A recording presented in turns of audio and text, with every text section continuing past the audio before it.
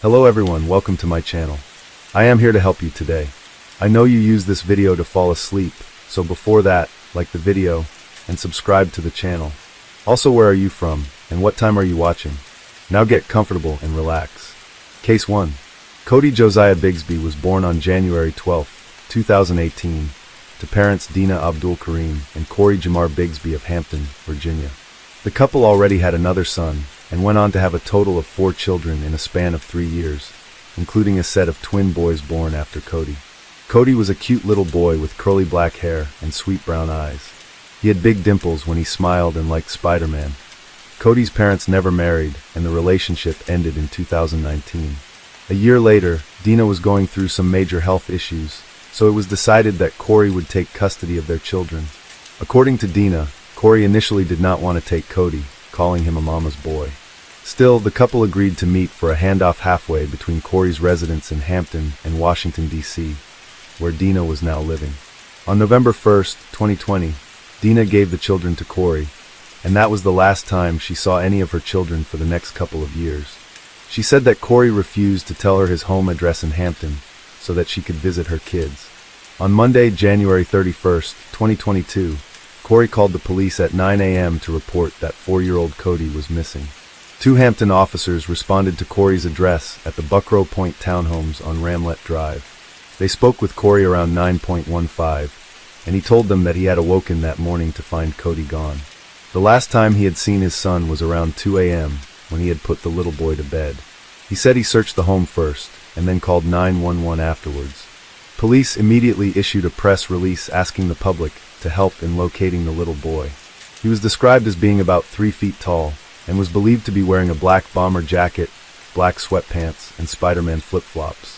The FBI soon became involved in the investigation, and 50 volunteers were enlisted to help the search for little Cody. One volunteer said that she signed up because when she heard about the missing child, it reminded her of Noah Tomlin, another little boy who had gone missing in Hampton 3 years prior. Sadly, Noah was not found alive, though volunteers hoped for a better outcome for Cody. We recently covered the story of Noah Tomlin, which you can find linked in the description box below. On Tuesday, February 1st, it was reported that Cody's parents were considered persons of interest. Hampton Police Chief Mark Talbot said that evidence hadn't matched statements that they had received from Cody's father Corey about when Cody had been last seen, although he declined to say what specific evidence they had found. He said that investigators were containing their search the area around where the boy had gone missing, and that they believed he was still somewhere within the metropolitan Hampton area. Chief Talbot also confirmed that teams were searching the water in the area, but he did not say where. As the search continued into the second cold night, the Hampton police confirmed that they were searching the Hampton NASA steam plant as an element of comprehensive search Tuesday afternoon and evening. The steam plant was a facility near Wythe Creek that incinerates waste to produce energy, and it's the same facility where 2-year-old Noah Tomlin's body was eventually found in 2019. Now, when we covered that story, we noted then that the Hampton police knew to automatically begin searching landfills nearby when children go missing. Apparently, that grim assumption was still in place when Cody was reported missing. The police also used social media to try to gain clues. Hampton police tweeted a series of questions, including, do you know Cody, his father Corey, or his siblings? And have you seen Cody, his father Corey, or his siblings since Christmas? And do you live in Buckrow Point Apartments and have a Ring doorbell or other surveillance cameras? Anyone who responded yes to these questions was asked to contact the FBI. During a press conference, Chief Talbot said that although Cody's father and mother were both considered persons of interest, there was still no information that made police believe Cody Bigsby was abducted. If there was evidence that the little boy had been taken by someone, that would trigger an Amber Alert. However, he also didn't think that Cody had simply just wandered off on his own. When asked if he thought that Cody was still alive, Chief Talbot said, "We will work as if he's out there waiting for us to find him." The police confirmed that Cody's father was being cooperative and still talking to investigators. A news station spoke to his sister, Tandalea Butler. When asked about Corey's statements not adding up, she said, "I know my brother loved his children. When it came to him chastising his children, he was a cream puff. The most he would do is raise his voice. He didn't put his hands on his children." She was adamant that there was no way that her brother would harm his children. She said, "Not a chance. I don't believe it for a second. They're going to have to prove it, because I know my brother. I know my brother, and I know it's not true. It is not true. On Wednesday, police held another press conference during which they confirmed that Cody's father had been at the police department willingly since Monday, and that he was a person of interest. At the time, the police declined to comment on whether there was a history of neglecting Cody's family. Cody's other siblings have been removed from the home and were safe. Meanwhile, Wavy TV 10 News had uncovered police reports from 2018 when Cody's mother had made an assault allegation against Cody's father. In the report, Dina told police that during a fight, Corey had threatened to kill her. When she defended herself by grabbing a knife, Corey bit and choked her. The charge was ultimately null prost, meaning it would not proceed in court unless further evidence comes to light. An official source told the news that the reason for doing so is because the victim, Cody's mom, refused to cooperate or appear in court multiple times. On February 3rd, it was announced that Cody's father, Corey, had been officially taken into custody on 7 counts of child neglect. The charges were related to incidents going as far back as December, but whether or not these charges were related to Cody's disappearance was not confirmed. According to the arrest report, Corey confessed to leaving the children alone for over 3 hours on December 13, 2021, so he could go by a vehicle in Norfolk. The 3 youngest children were left home alone during this transaction. The children were left without a means or ability to communicate with emergency services. There was no indication that a babysitter was watching the children, all of whom were under the age of 6. Corey also told the detective that the children were too much of a burden to take out with him when he leaves his home. A similar incident happened on January 25th when he left the children alone for 2 hours while he visited several locations, as this was just a few days before Cody was reported missing. Corey's attorney, Jeff Ambrose, made sure to stress that these charges were not connected to the disappearance of 4-year-old Cody. Attorney Ambrose also said that Corey has not been at the police department for the past 4 days voluntarily, and that he had been denied an attorney when he first asked for one on Monday. Chief Talbot was asked about this at a press conference and responded that Corey was a capable man who had every opportunity to ask for an attorney. He did not make such a request. If he did make that request, we would have honored it. He went on to say, Mr. Bigsby is a 43-year-old man who's had a full career in the Army. He seems to be quite intelligent, he seems to be quite capable, and part of that capability seems to be understanding his rights. At no time did he request to see an attorney. Had he made such a request, we would have honored that request. Chief Talbot did say that Corey's arrest would allow the investigation to get more intense, and that the FBI provided his team with an extensive amount of forensic data. He stressed that Corey's arrest was not the conclusion in the search for Cody. However, he also said each day it becomes harder and harder to believe that Cody Bigsby is alive and well. On February 5th, nearly a week after Cody went missing, volunteers gathered again to continue the search. On that cold Saturday morning, community members searched a wooded area near Cody's home. They hiked through thorns and mud, some armed with machetes to help cut through the dense brush. A couple of people used drones while others searched bodies of water in an abandoned storage unit. The volunteers also planned to search again the following morning, ahead of a candlelit vigil planned for that Sunday night. However, their searches proved to be in vain. At the vigil, dozens of people met at the soccer fields near where Cody lived. They lit candles, held balloons, sang, and prayed for Cody's safe return. On February 8th, Corey was denied bond, a decision that his attorney planned to appeal. Meanwhile, a huge sign was placed near the apartment complex where Cody lived, placed there by a neighbor. In large, colorful letters, it read, "Cody, come home." The neighbor who placed the sign said it's hard to explain to her own children what happened to Cody. So she hoped that the sign would bring a positive light to all the children who live here. On February 12th, a boy's blue jacket was found in a field behind the apartment where Cody lived. Police, along with a forensics unit, responded to the location and retrieved the jacket. Tire tracks were also found in the field next to where the jacket was found.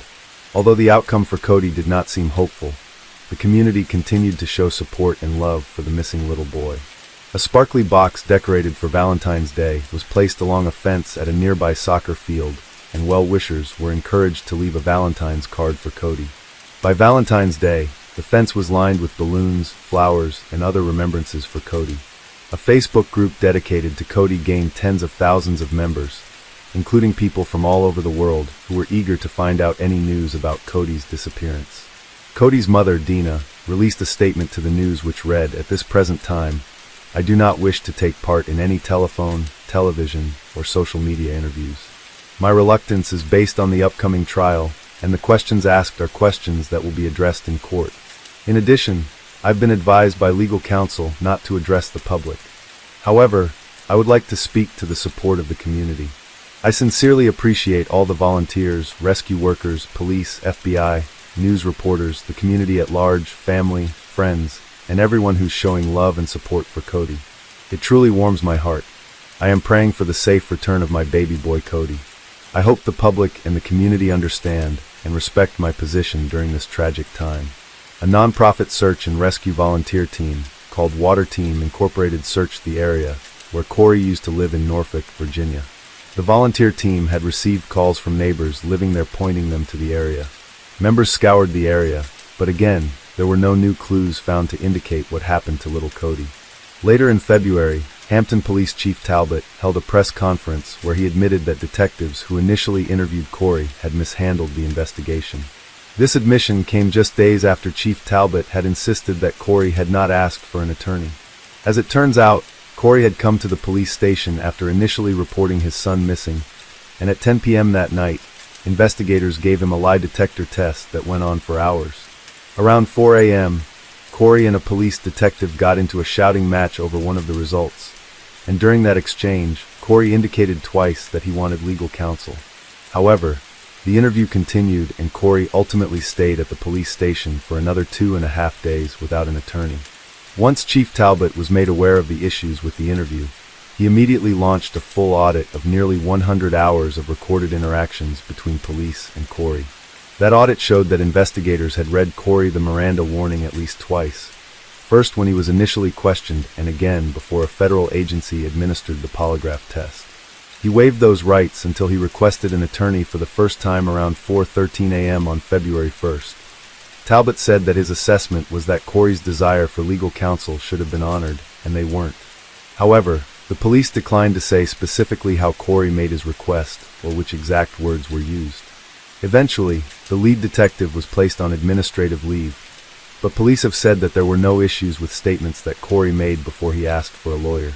Chief Talbot did not think the current charges against Corey would be affected by this error. In July, it was announced that Corey had been indicted on 30 counts by a grand jury. These charges included 15 charges of child neglect for leaving his children home alone. There were also 4 more charges of alleged CA, and 2 additional child neglect charges in connection to those CA charges. 2 misdemeanor charges were also added for failure to secure medical attention for an injured child. Court documents from Hampton Circuit Court showed that Corey had left 1 or more of his young children home alone on 7 different occasions. They also stated that the children were left alone long enough for it to be considered a reckless disregard for human life.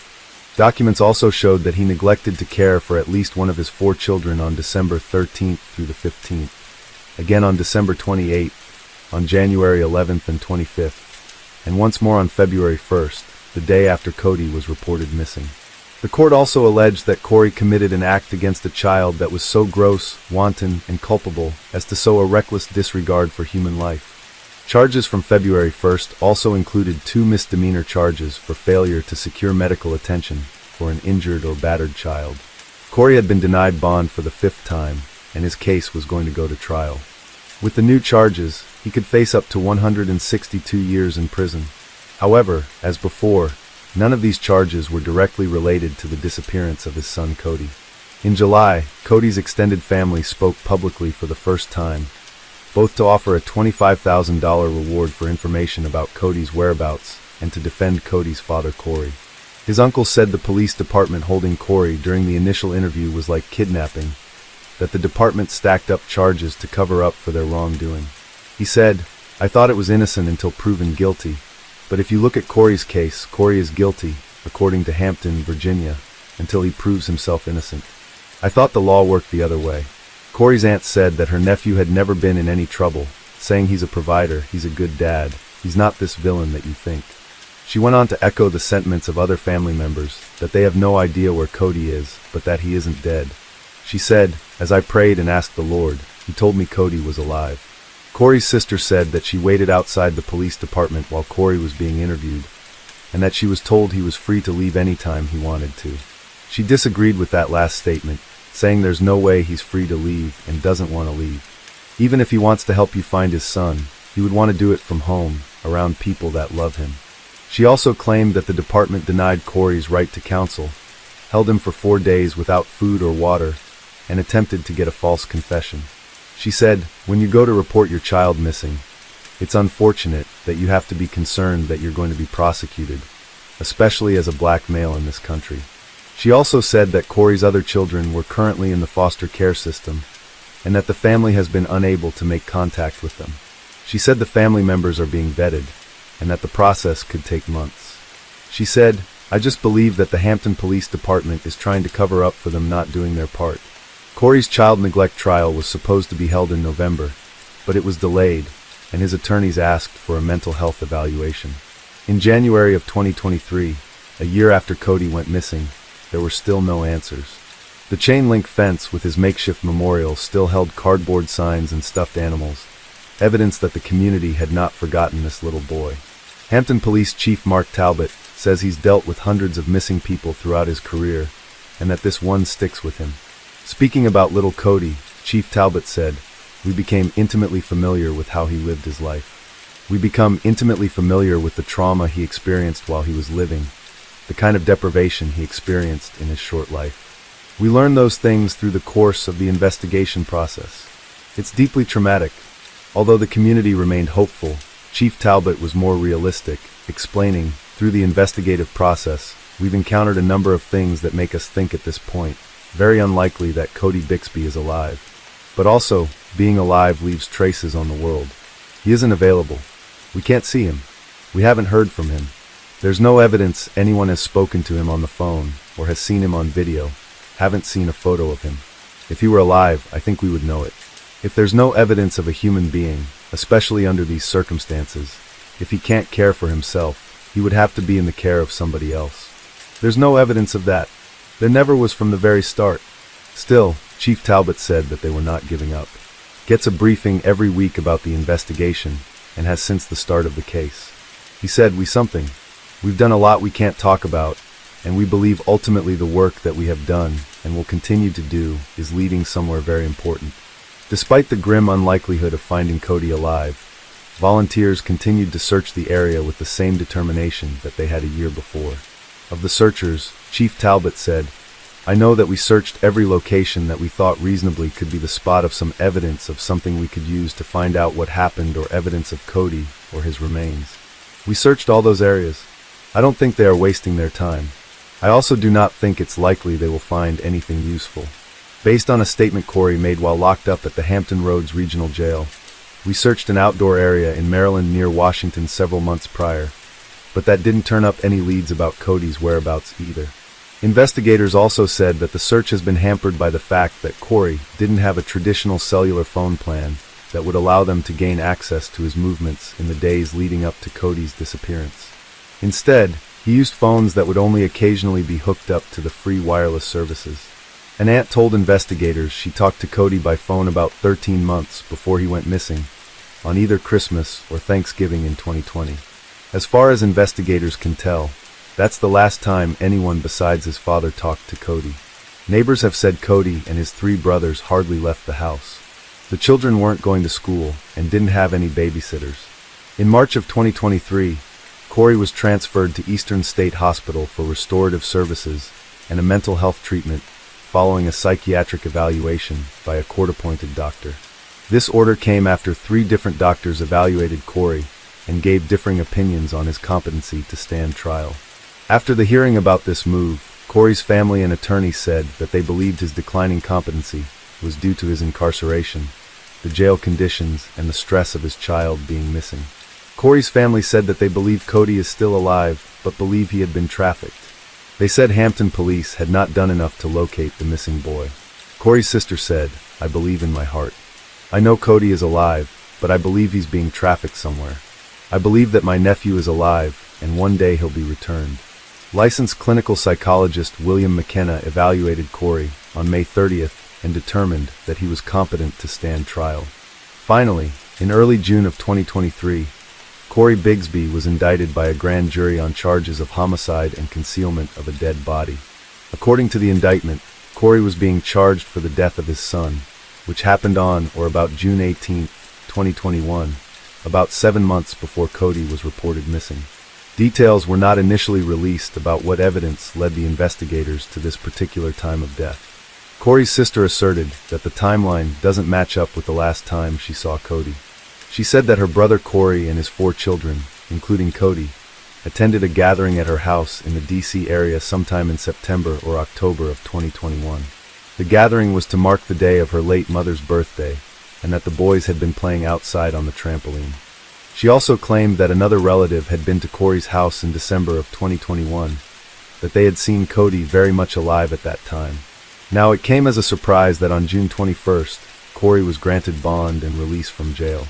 During the bond hearing, his defense argued that since no evidence had yet been presented, that there was a homicide and that there was no body that Corey was entitled to bond. On the other hand, Hampton attorney Anton Bell told a judge that Corey Bigsby is a danger to the community with a history of going AWOL in the military. Attorney Bell said evidence shows Corey killed his son and that he believed Corey Bigsby will continue to hide the body if he's released. Ultimately, the judge granted bond, the total for all charges coming to about $80,000. Judge released Corey on house arrest to his older daughter in Norfolk. There were several conditions under this release, including that he cannot have contact with his other young children who live out of state. He also had a curfew and was not to leave the home unless it was for a doctor's appointment or court appearance. In early November of 2023, a hearing was held to determine whether to suppress key evidence during Corey's upcoming trial. Evidence: confessional letters that Corey had allegedly written while in prison and given to a corrections officer. The first letter came on or around August 3, 2022, when Corey got a corrections officer's attention in the early morning and asked him to write a confession letter. The officer became emotional when he read this letter aloud in court, which said, "Found my son unresponsive, tried to give CPR, could not revive him, tried several times. I begged God to save him. I decided to walk outside and spoke with God. Back to the house, checked on my son to see if he was breathing, and tried a long time to realize he was not coming back. I put him in a trash bag and put him in my car, which sat for 3 days." The letter also stated that he then drove his son's body to Garrett A. Morgan Boulevard, a road in Maryland. The officer wrote down this confession, had Corey sign it, then went to get a supervisor. The nighttime supervisor said that the officer was distraught and crying when he brought her the confession. She then went to Corey's cell herself, turned on her body camera, and asked Corey to write his confession down himself. In this letter, Corey wrote, "I, Corey J. Bigsby Sr., am confessing that on January 30th, 2022, I stepped outside of my apartment to get some items out of my car to wash clothes. And when I returned, I found my son, Cody Josiah Bigsby, laying at the bottom of the steps unresponsive. He must have fallen. I then tried to revive him by administering CPR several times over and over until I couldn't anymore. Then I prayed. I stepped outside for a few minutes and talked to God as I prayed. I asked God to allow my son a second chance, and I administered CPR again but got no response, so I panicked and prayed. After that, I placed him into a trash bag and I placed him in the back of my truck. On the 21st of January, around 3:30 a.m., I took him to Garrett A. Morgan Boulevard and placed him into a receptacle bin.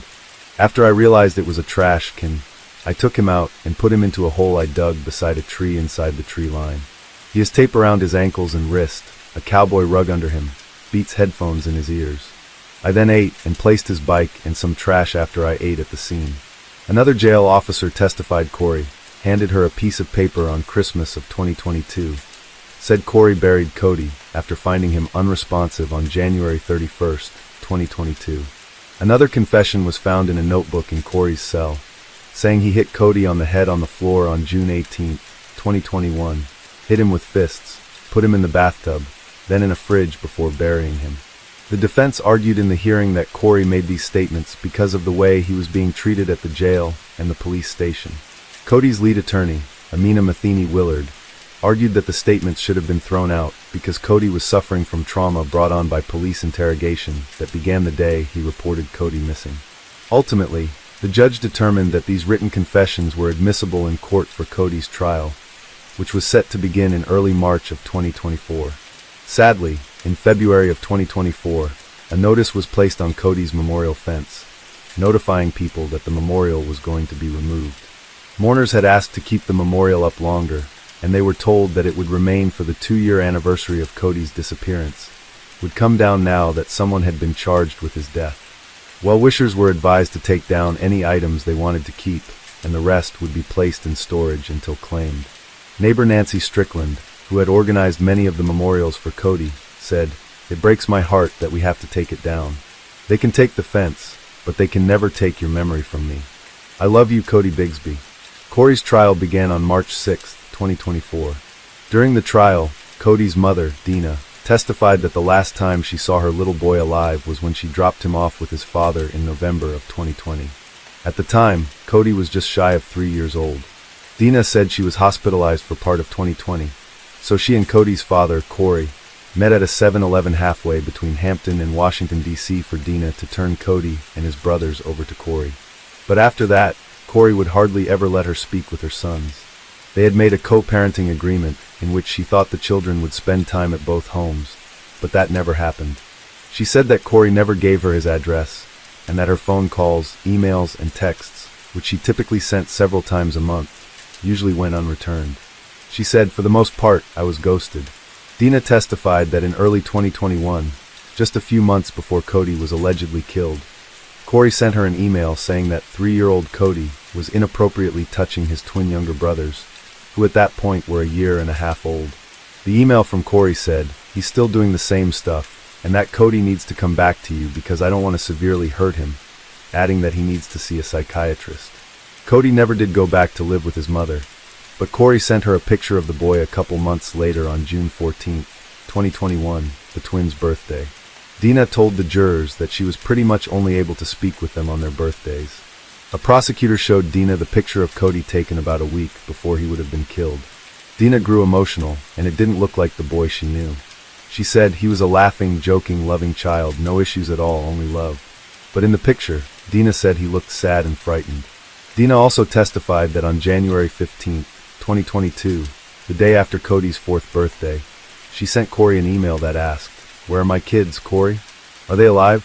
2 weeks later, when police called her to tell her that Cody was missing, she said she immediately got on the road and drove to Hampton. During a conversation with detectives and FBI agents investigating the case, she told them that Corey had previously threatened to do violent harm to him. When asked why she didn't do more to see her children during the 14 months after she turned the boys over, she said that she didn't want to drag them through her custody battle. She said that she tried continuously to talk to the boys and insisted several times that she was a good mother who loved her children. On the 4th day of the trial, Cody's brother, now 7 years old, testified remotely through video. He wore a powder blue bow tie and matching suspenders. The boy testified that he found his brother unresponsive on a bed, with his eyes open, saying his face was red, it was dry, and it was bruised. He said that he attempted to shake Cody awake before going downstairs and asking his father what was wrong with Cody. Corey allegedly told him nothing was wrong. During the testimony, Cody's brother began to cry, saying, "I was thinking he was dead." He also testified that he believed he was 4 years old the last time he saw Cody alive, which would have been before December 24, 2021. That would place Cody's death months before he was reported missing on January 31, 2022. In the 7-year-old's conversation with a social services worker, he said he remembered seeing Cody wearing a Superman costume at Halloween, but was not absolutely certain which year he was referring to. The child was also shown pictures of himself and his father, Corey, at Busch Gardens. He said twice that those pictures were taken after the last time he saw his little brother, Cody. A police detective said forensic data from Corey's phone shows those pictures were taken in July of 2021, a month after Corey allegedly killed Cody. The most damning evidence during the trial was, of course, the letters that Corey had written in jail. The correctional officers testified again about how Corey had first asked one of them to write down his confession. Then later, he wrote a longer statement for the supervisor. Those first notes, which gave a location where Corey had allegedly left Cody's body, had prompted a team of police investigators and FBI agents to search a location in Maryland. Despite having cadaver dogs, the search turned up nothing. Later on Christmas Day, Another officer was passing Corey's cell when he passed her another handwritten note. This one said, and I quote, "On January 31st, 2021, I, Bigsby Corey J., attempted to perform CPR on Cody Josiah Bigsby, and it did not work, so I attempted to perform CPR again, and it did not work, so I took him to building 5511 on Garrett A. Morgan Boulevard and buried him beside a tree behind the building, and I walked away." It should be noted that he wrote building, and that the court is not using this as an abbreviation. Then I drove home and prayed to Jesus to save Cody, and I failed him, so I am becoming tired of torture. So now I am confessing because my family and the police is conducting these crimes, and I cannot take it anymore. Sincerely, Corey Bigsby. The jail's medical staff determined that Corey should be placed on a safety watch and moved to a new cell. During this move, the same officer found a black and white composition notebook, which contained a more detailed confession.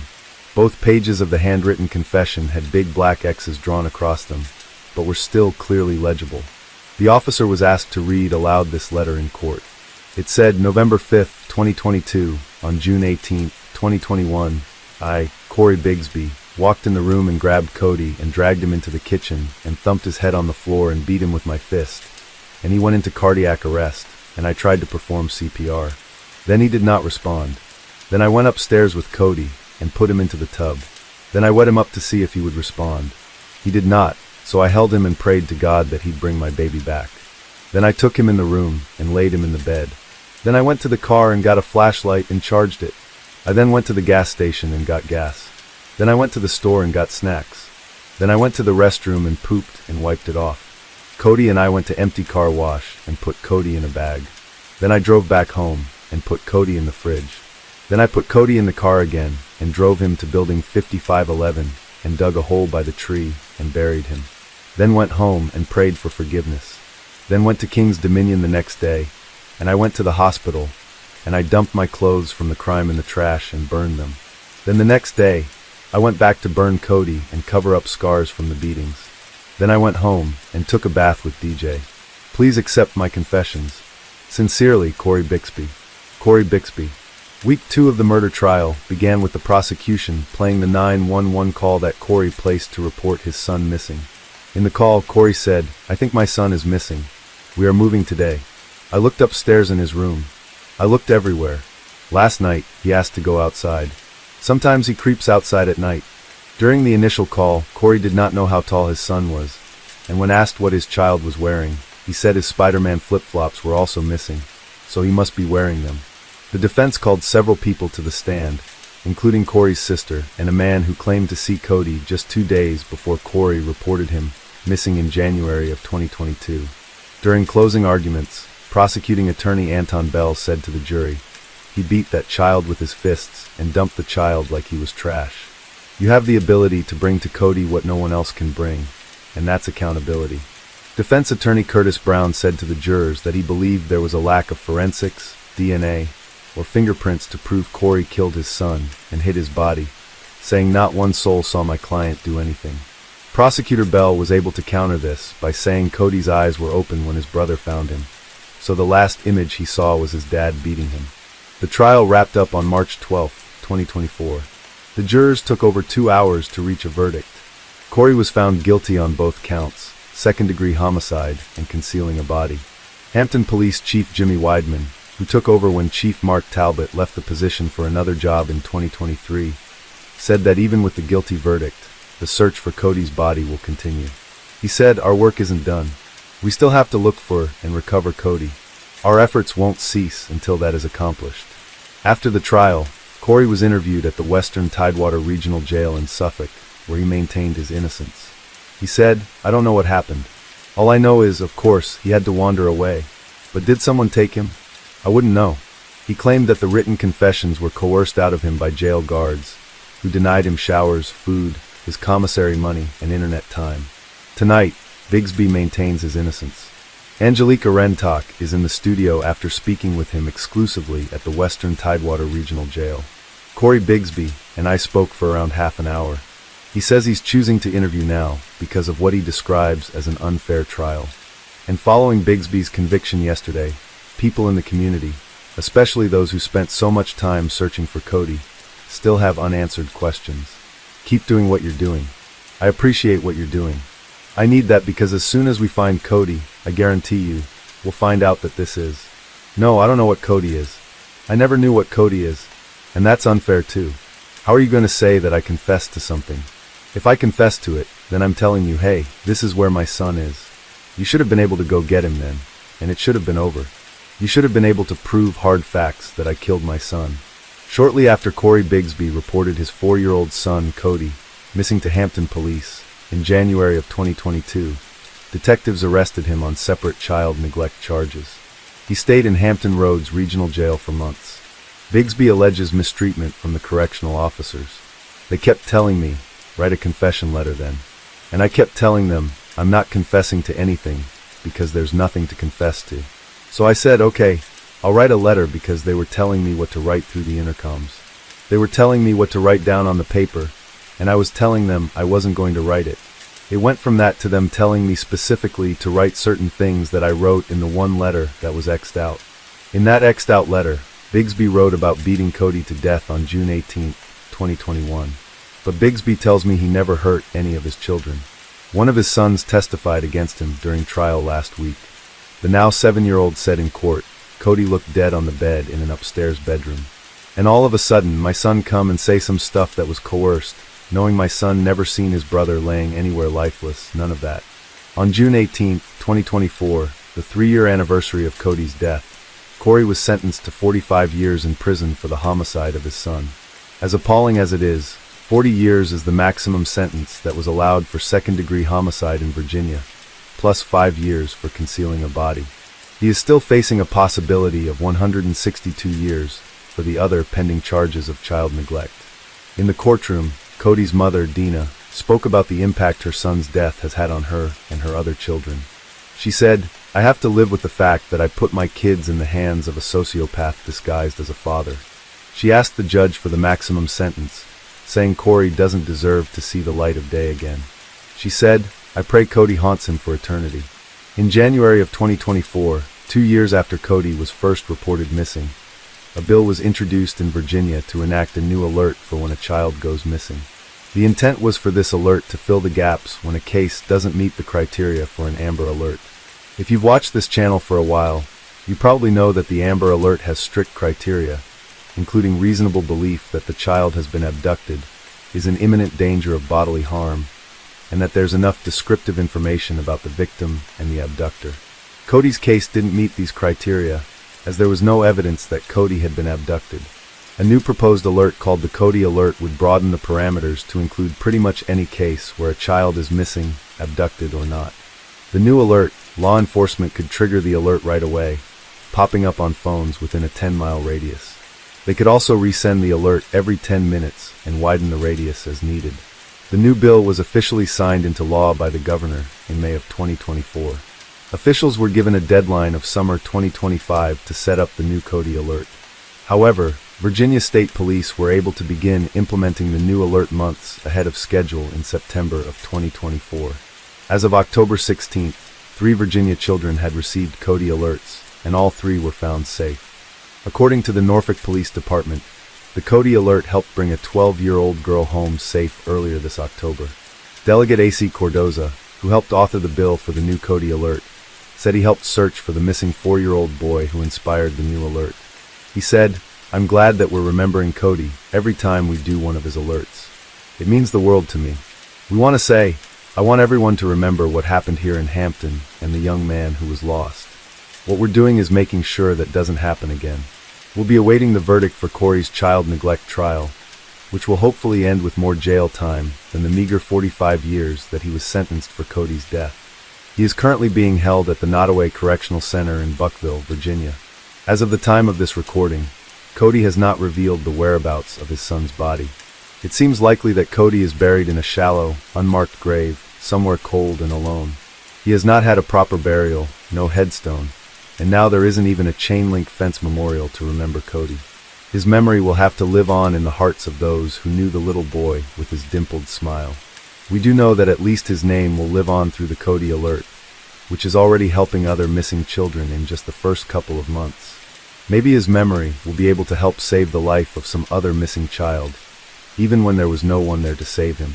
Amari Jordan Nicholson was born on October 26, 2018 in Nevada to parents Giorgio Hayes and Taylor Nicholson. People who knew him recalled him as a calm, fun, and sweet toddler. He was an adorable little boy with curly brown hair and big brown eyes. Pictures of Amari showed him as a happy child, often smiling and cheerful. Amari's favorite TV character was Mickey Mouse. According to Taylor, her son loved pizza, oranges, and watching Cocomelon on YouTube. Amari enjoyed dancing around to music and was known to be patient with everyone and was just a happy-go-lucky little boy. Jacques Knowles, who was an ex-boyfriend of Taylor's, recalled, "He was just a calm, sweet baby. He was never difficult, never. If you heard him cry, it's because he needed something." Taylor and Jacques had split up the previous summer, but they remained on relatively good terms. However, Amari's biological parents had a strained relationship, and they had broken up before Amari was born. Taylor had claimed that Giorgio was physically violent to her while pregnant. Because of their disdain for each other, they did not have much contact. Though Taylor had sole custody of their son, Giorgio had made attempts to have visitation with Amari during the holiday season of 2021. Now, Giorgio and Taylor had been working on re-establishing a connection for Amari's sake, but progress between them was slow. At the time of our story, Taylor was living with new boyfriend Terrell Rhodes in the Emerald Suites located east of the Las Vegas Strip. Taylor's mother, Carrie Howard, did not have a high opinion of Terrell. She thought Terrell was on drugs and warned Taylor not to date him. Carrie had known Terrell and his family for 12 years and felt he wouldn't be a good partner to her daughter or a good stepfather to Amari. However, Taylor chose not to take her mother's advice, even though Terrell had a criminal record. He had been released from prison following convictions for burglary and robbery the year prior to the start of their relationship. Carrie had also suspected that Terrell had been violent with Taylor and Amari, and she tried to get social services involved as a result. On June 10, 2020, a call was placed to the Clark County Department of Family Services reporting bruises and suspicion of neglect of Amari. DFS conducted an investigation, but the case was officially closed just a few days later on July 14th of 2020. Carrie was dumbfounded that the couple hadn't been drug tested, as she believed it to be a contributing factor in the instability and violence that was taking place in the home. In May of 2021, Taylor was traveling to Colorado to visit her mother, as Carrie had suffered a serious dog bite injury and was recovering from surgery. Taylor left Amari in Terrell's care while she was away caring for her mother. According to Carrie, Amari was supposed to be with Taylor when she came to care for her. In fact, she had bought both of them a one-way ticket to Colorado, as they were supposed to stay at least until the end of May. Instead, Amari disappeared on May 5, 2021, while under Terrell's supervision. Upon learning that Amari had gone missing, Taylor called the police and rushed back home from Colorado, believing that her son had been kidnapped from their home. Over the course of the investigation into Amari's disappearance, interviews with Taylor and Terrell seemed to contradict their original version of events. Terrell told reporters, "We had just woke up. I had just fed him breakfast, and I was in the room on my phone laying down. He's in there playing with his toys, and all of a sudden there's a knock on the door. And it was a woman saying that she was Taylor's baby daddy's sister. And she says she's there to pick up my stepson. I never seen any sides of Taylor's baby daddy's family. So I never recognized her. So then I go to proceed to, okay, I'm going to pack him a bag up, pack some of his belongings. And when that happens, I turn around to call Taylor to tell her if was this really prearranged? And as I'm doing that, the sister says she don't need anything for my stepson. They got everything they need for him, and basically just took off. An Amber Alert was issued, but was subsequently canceled as the state of Nevada requires both a vehicle and an abductor description to meet the criteria for an Amber Alert. Since there was no known vehicle involved in an alleged unknown family member was believed to be responsible for the abduction. The state of Nevada Amber Alert criteria wasn't met. According to Taylor, police told her the reason for canceling the alert was because the matter was now for the courts, as they believed it was a family issue and not an abduction by a stranger. When the reporter questioned Terrell as to why he would let Amari be taken by someone he didn't know, he replied that Taylor told him someone would be there to collect Amari, but he just didn't know who. In the beginning, Taylor claimed that she never said that. However, the couple would go back and forth on whether or not Taylor did or did not say someone would be coming by for Amari. Taylor initially stuck to Terrell's version of events. Couples shifted the focus away from Terrell, by suggesting that Giorgio's family stalked them until they figured out where she and Amari lived. Taylor and Giorgio weren't on the best of terms with each other. They were asserted that Terrell didn't have anything to do with her son's disappearance, placing the blame squarely on Amari's father. Taylor would also complain to a reporter that Giorgio was getting media attention without playing a meaningful role in his son's life. Taylor continued to stand by Terrell and came to his defense when rumors began to fly and the public began to look more closely at him. She told reporters it's inaccurate. It's a bunch of strangers just reading comments and not understanding the situation, not understanding the background, and just trying to put their 2 cents into it when it's all inaccurate. All this negative, hateful energy of pointing fingers at me and him can be put into trying to find our baby and bring him home instead of causing more drama. I mean, we're hurting enough. We're all distraught over this. We're a complete mess breaking down. Despite the public suspicion, Taylor would not waver in her support of Terrell.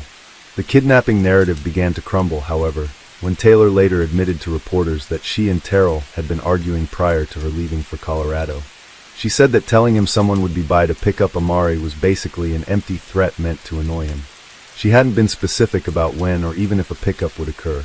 Terrell was upset about Taylor leaving for Colorado, and there were whispers of an impending breakup before Taylor had even left. Taylor had then acknowledged to reporters that the situation was confusing and would lead people to believe that she and Terrell were lying about the events that took place. The couple's conflicting stories of the events were putting eyes on them both, not just Terrell. People were looking closer at Taylor now. Despite the incongruence at that time, Taylor still maintained that Terrell had nothing to do with her son being missing. When the news reached Carrie, she was quite upset with her daughter. Taylor hadn't contacted her to tell her what had happened, and Carrie had to hear the news from her own father. The grandmother was beside herself with grief that Taylor had left Amari in Terrell's care. She was also confused as to why Taylor didn't take Amari with her to Colorado like they had originally talked about. During an interview, Taylor declined to say why she had opted not to take Amari to Colorado with her. According to Carrie, all Taylor had to do was ask, and they would have helped her if she needed them. A rift had regrettably began to form between the two, and it didn't appear that mother and daughter had much contact during the investigation. In fact, May 8, 2021 was the last time Carrie and Taylor had spoken while Amari was still missing. They were at odds over the whole situation, and hadn't been talking to each other as Taylor continued to stand by Terrell. On May 7, 2021, Taylor told reporters, "Terrell loves Amari like he's his own. He's been the one who's been taking care of Amari. Amari loves Terrell just as much at this point. You can't sit here and say anything negative for a man to be taking care of another man's baby. He never handed the baby off to anybody." Terrell remarked that it was sick that people were making assumptions about what happened to Amari and thinking that he had been involved. He was annoyed that people believed that he was gaslighting Taylor into believing him.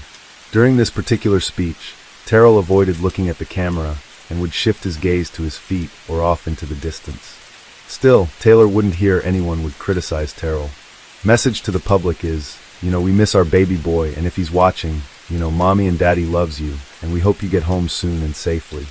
To the public, just, share our posts on Facebook, share the news reports, and try to get the word out and his picture around, and keep on a lookout to be able to find, where he is and to be able to bring him home back safe and sound. My mom got attacked by a dog, and it chewed her tendon in her ankle, so she had to have 2 hours of surgery and over 60 stitches, so she was crippled, not able to walk. So I left on Friday to go to help take care of her, and I had only been gone 4 days before I woke up to a phone call saying my son was gone. And when I found that out, I hopped in the car and drove 2.5 hours to get to the airport, since it's a small little country city, and hopped on the next plane and landed in Vegas around 2:30, and then that's when the search was able to happen. I had called police at 7 in the morning to be able to report him as the missing child, and the responders came out, and one called and spoke to me over the phone, the other talked to my boyfriend about the situation of what happened, and it was that they had a misunderstanding and canceled the search, and so my son was missing for 8 hours with nobody looking for him. And then when I came in town, and they were finally able to speak to me, is when they finally were able to report him as missing, and they've searched everything trying to do what they can. We just wish it was, a little bit more. From my knowledge, I was already notified that somebody would be coming over, but I didn't think when I didn't know when I didn't expect when. And then when somebody did come, they notified themselves as my girlfriend baby daddy's sister, and they said they was sure to pick up the mark and notified me that it was already prearranged, so from my understanding from already being told by my girlfriend that somebody would be over. I wasn't told who I wasn't told when, but I still had that in the back of my mind, so when that person knocked on the door, that's what my mind recommended right back to, so that's who I thought was gonna pick up Amari. And as I'm finna call my girlfriend and pack back his bag at the same time, she says that they already got everything that they need for him, and I don't need to pack anything, he'd be fine. And she regulated, and she proceeded out the door, and as I'm on the phone trying to call my girlfriend, I that my last look of her was just walking down the stairs, so I closed the door, and I started calling my girlfriend over and over until she answered the phone, and I asked her was anybody supposed to come that day to pick up Amari, and she said no. I said the lady just came to the door, says that she's her baby daddy's sister, and they just picked up Amari, and she started freaking out. That's when I ran out the door, and immediately start coming to area looking around, see what I can. I ain't see nothing. Bring her son back, wherever you are bringing back, like immediately. It's disgusting. I mean, he's a helpless 2-year-old, he's tiny, and can't fight back. He doesn't know where he's at, doesn't know where mommy and daddy are, because we're the only 2 people that he knows, and he needs medicine. He's scared. He doesn't know who these people are, and we just asked to bring him back safe and sound because he doesn't deserve this. This is not okay, and it's what's really sickening is that people is making assumptions thinking that I have something to do with it, that I have her manipulated in some way, which that's sickening to me also because he loves me. We ain't never nothing like that, apparently not now. We're just waiting, hoping something pops into the air, someone slips up, and he's able to return home. So we're going to try to plan out a search party for him and see how that works out. We're going to do the best we can and do whatever we can to find him. We're going to create the search party on Facebook. In a Facebook event, it's going to be public, and we try to advise anyone who's free not doing anything to come out and try to help us find him, comb through the city, see if he's anywhere in sight. We have a few ideas where he could be, and the police are just saying that it's an ongoing investigation, so they're not able to share much, and we can't share all the details either because it's still ongoing, and we don't want to interrupt the process of trying to find him, and so we're just waiting and trying to figure this out on our own as well. All right, thank you guys. Now, how Taylor's side of the family came across in the media was chaotic at best, while Durjo's side of the family came across quite the opposite, clear and proactive. Durjo's sisters Yolanda Everett and Dyrika Perryman were careful in their comments regarding Taylor. They didn't want to speculate or throw unnecessary animosity in an already tense situation. Yolanda and Dyrika firmly denied that their family had anything to do with Amari being missing, but admitted to a strained relationship with his mother. Sisters publicly affirmed that despite the difficulties between them, they've been more than willing to work with Taylor to help her find Amari. The sisters were active law enforcement efforts and participated in a live news conference 6 days into the search, asking anyone with any information pertaining to Amari to come forward. Several search teams had been involved, going door to door and handing out flyers. In partnership with Nevada Child Seekers, reward of $30,000 was offered to anyone who could bring Amari home safely. On May 11, 2021, sometime after the news conference, Terrell finally broke down after being confronted with evidence of soiled clothes and blood found on the wall of his apartment. He finally took responsibility for Amari's disappearance. Terrell admitted that he had struck Amari several times with a closed fist after the boy had wet himself. Amari stopped breathing and he tried to perform CPR, but he couldn't revive the boy before finally telling the truth to authorities. Terrell held up the facade that Amari had been kidnapped. On May 8, 2021, 3 days into the search, he told reporters, "I just want him back where he needs to be, back with us. This is not a finger-pointing game. Our son is really missing." Less than a week later, the truth would come out and prove him to be a coward and a liar. After coming clean, Terrell suddenly lost his composure. He began crying, babbling incoherently, and began to mentally break down. He attempted to grab a police officer's gun. Terrell lunged over the table at the seated officer, while a standing officer was attempting to console him. He struggled with the officer's holster, but the seated officer immediately had Terrell's hand gripped tight to restrain his access. 2 more officers from outside the room came in to assist the other officers and restrain Terrell well. Right now we're getting a look at the moment a murder suspect grabbed a gun from police officers as he was being interviewed, but Rhodes is accused of killing 2-year-old Amari Nicholson. Now police say during the interview, as you see here, Rhodes gets violent, asking officers to kill him. Right now he's facing attempted murder charges after pulling the gun on the officers. Now thankfully no one was hurt in this confrontation. The grand jury evidence also shows the map that Rhodes drew allegedly pointing officers to Amari's body. According to court documents, Rhodes told officers that he killed Amari. After he wet his pants, Terrell was arrested and charged with first-degree murder, 2 counts of attempted murder, 4 counts of assaulting a police officer with a deadly weapon, and 4 counts of resisting a police officer with a deadly weapon. Clark County Sheriff Joe Lombardo was shown where to find Amari's body during the confession. However, Terrell hadn't been completely honest in regards to what he had done with his body at that time.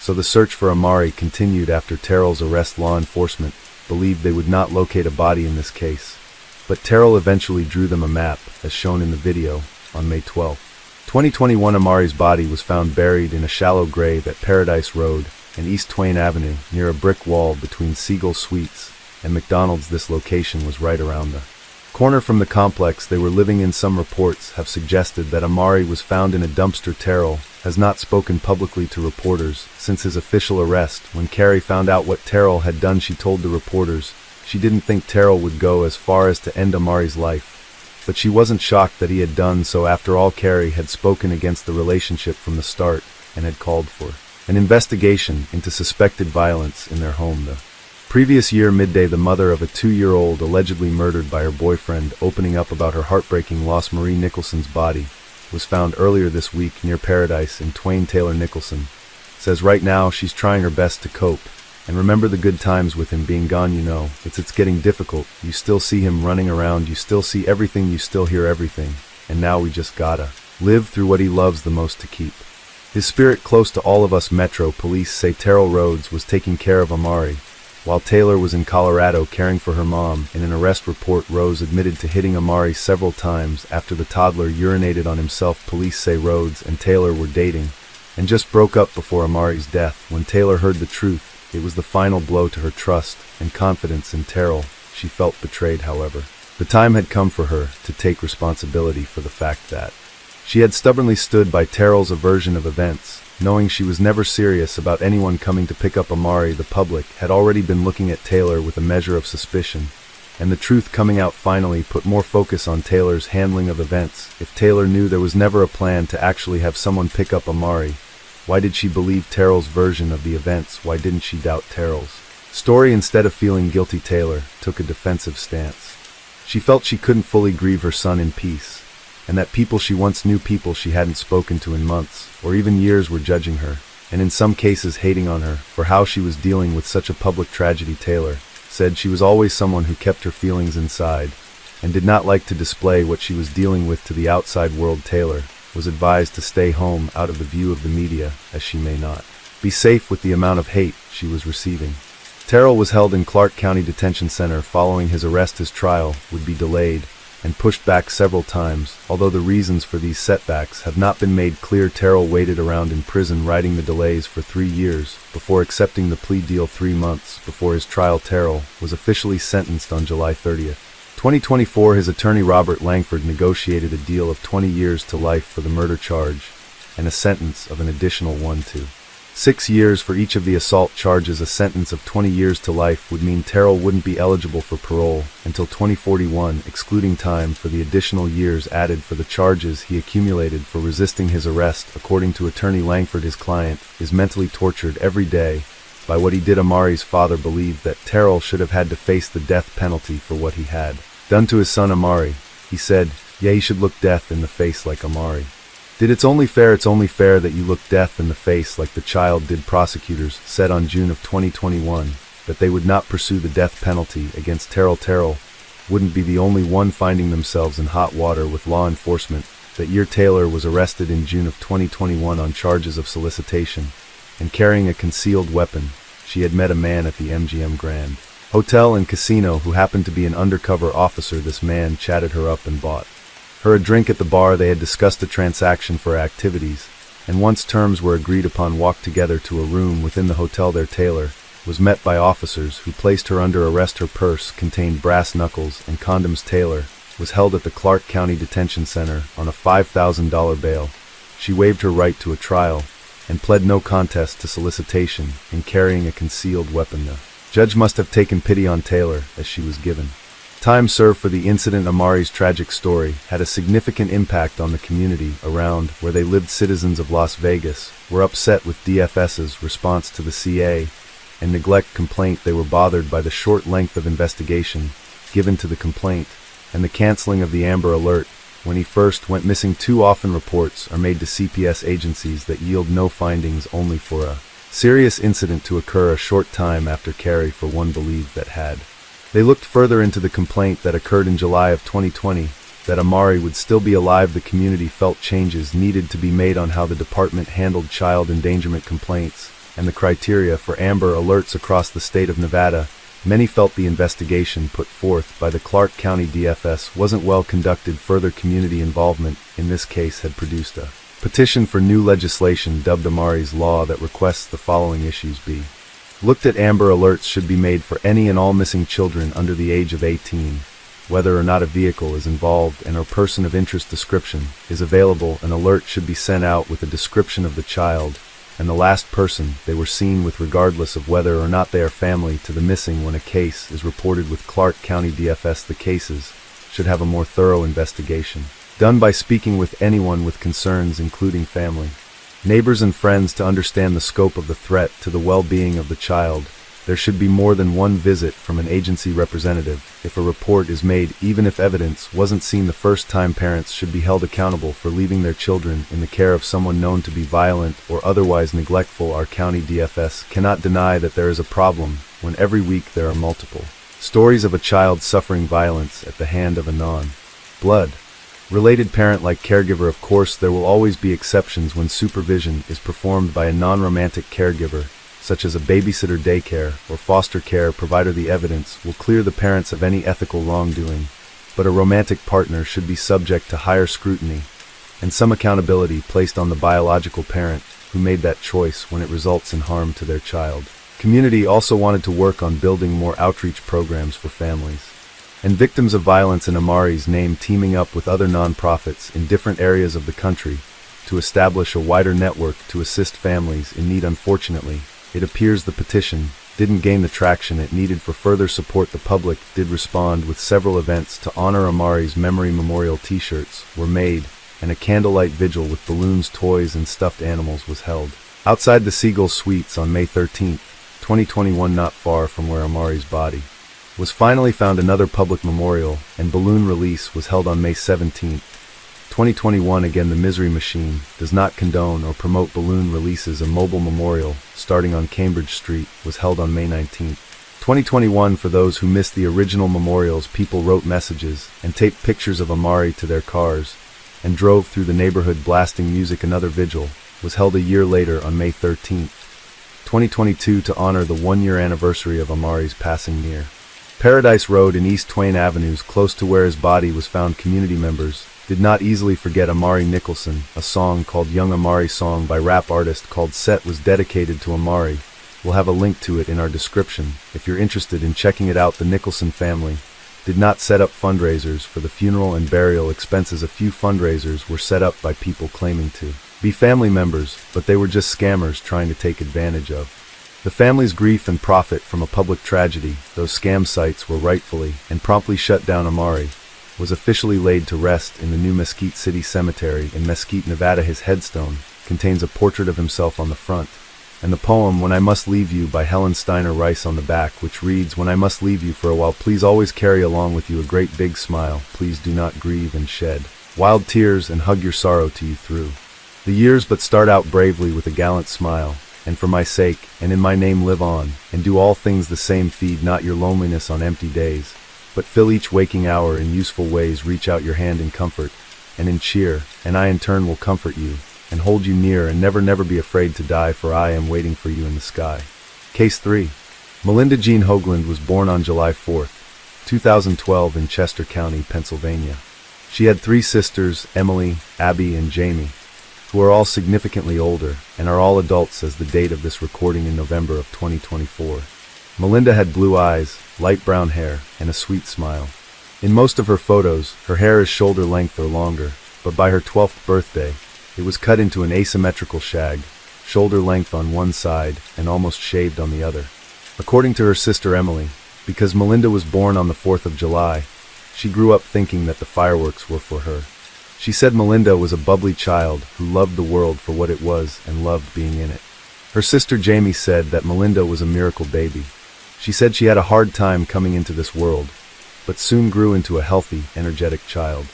She described her as a beautiful, cheerful, and outgoing girl who really loved life. Jamie said she was always a go-getter and wanted to be part of the fun. Melinda loved older movies. Jamie said she was very advanced in her time and loved movies that were made way before she was even a thought. She also loved school, got good grades, and was an honor student. In pictures from happier times, she cuddled with her sister's dogs, giving them a big hug even though they were bigger than she was. Another photo captured her smiling and eating a cupcake with blue sprinkles. Blue was her favorite color. In another, she drank a milkshake while sporting a silly grin. In her elementary school graduation photo, she stood tall and looked proud wearing a red academic robe with sleeves so long that her little hands didn't show. Her family shared a video clip taken from when she was younger that shows the love for life that she had. In the video, she played the children's game Pie Face. The game centers around a hand-cranked gadget that bonks the losing player in the face with a dollop of whipped cream. On her turn, Melinda moved the crank cautiously. She was startled for a second when the whipped cream hit her in the nose, but quickly broke out in a smile and a laugh. She scooped a bit of the whipped cream off of her nose and gave it a taste, turning her loss into a happy and sweet moment. The name of Melinda's mother has been kept out of the press in order to protect her privacy. Her father was Rendell Hoagland, and he was also the father of her older sisters that they shared a different mother. The older girls were raised by Rendell and their mother up until Jamie, the second youngest, was about 5 years old. Then the couple divorced. They said their father could be strict at times, and he believed in spanking and corporal punishment, but they claimed he wasn't violent when he was raising them. They said he did have a history of misusing prescription medicine in the past, but it seemed those struggles were behind him. About 8 years after the divorce, Melinda was born.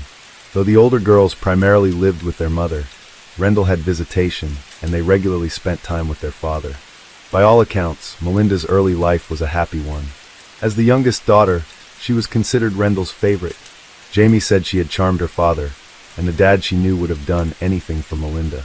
Eventually, Rendell and Melinda's mother split up, and at first she stayed with her mother, who had primary custody.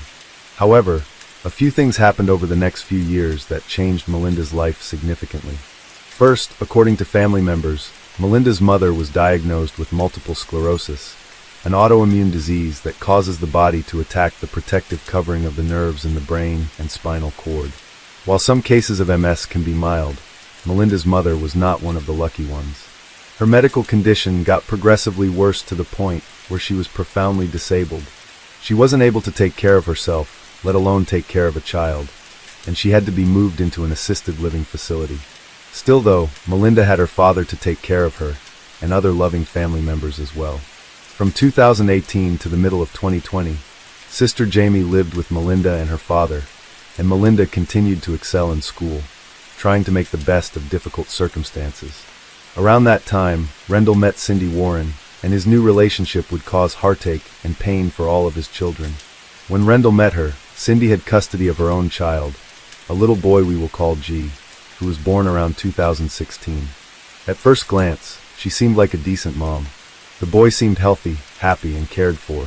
But he wasn't her first child, and Cindy had several secrets that would make anyone question her suitability to take care or even be around children. Now, back in the 1990s, Cindy began a relationship with a man named McKinley Warren, and in 1996, she and McKinley had their first child together, who was a son. The next year, she had another son with McKinley, but that wouldn't be the only baby he fathered that year. After what he called a one-night stand with a different woman, she became pregnant with his child and gave birth to a daughter named Jessica Bach in 1997. Now, Jessica's mother struggled with an addiction to crack, so the toddler was sent to live with McKinley and Cindy in 1999. Within 2 months, she stopped speaking and trying to walk, lost weight, and cried all of the time. Monroe County Child Protective Services removed her from their home and placed her into foster care, but the agency returned her to the couple in September of 1999 after she was diagnosed with a failure to thrive. On December 1st, 2000, McKinley took Jessica to the ER with a head injury. He told him she'd accidentally fallen out of his car, smacking her head against the edge of the sidewalk. The next day, she died from her injuries. Later that month, Cindy and McKinley got married. Although her death was ruled a homicide, no arrests were made because, according to the Monroe County DA, we couldn't say definitively whether or not Warren or his wife Cindy killed the child. As usual in cases like this, CPS didn't release many details because of privacy issues, but newspaper reporters were able to track down where the children were living based on public records. It is unclear whether the couple briefly lost custody of the other two boys while police investigated Jessica's death. But if so, they soon got the boys back and Cindy had another child with McKinley. January of 2003, all three of their children were placed in foster care until April of that year, when they were placed in a kinship care with an undisclosed family member. In late 2005 or early 2006, Cindy had another son who was taken shortly after birth and was placed into foster care. She claimed McKinley was the father, but he didn't believe her until a paternity test proved the child was his. In February of 2006, the infant along with his siblings were returned to the couple's care. During her interactions with the agency, Cindy learned that their primary goal was reunifying families, and she learned to say what the social workers wanted to hear, so they would return her children to her. But the reality inside the Warren home was far different than what she said. In 2007, an anonymous call was made to CPS reporting the terrible CA Cindy's 3-year-old son was suffering. While the older kids were in school, the youngest was trapped at home and seemed to bear the brunt of his parents' anger. Sometimes the toddler was kicked out of the house and locked outside all day while his siblings were in school. Other times he was locked inside a bedroom for days and not allowed out. His older siblings were allowed to hit him. The caller said the boy was covered in bruises and doesn't talk because he is abused. A police officer and CPS caseworker investigated, first talking to the older siblings who said they were afraid of their father and claimed they'd seen him hit their youngest brother. When the officials asked to see the boy, his siblings brought him to the door.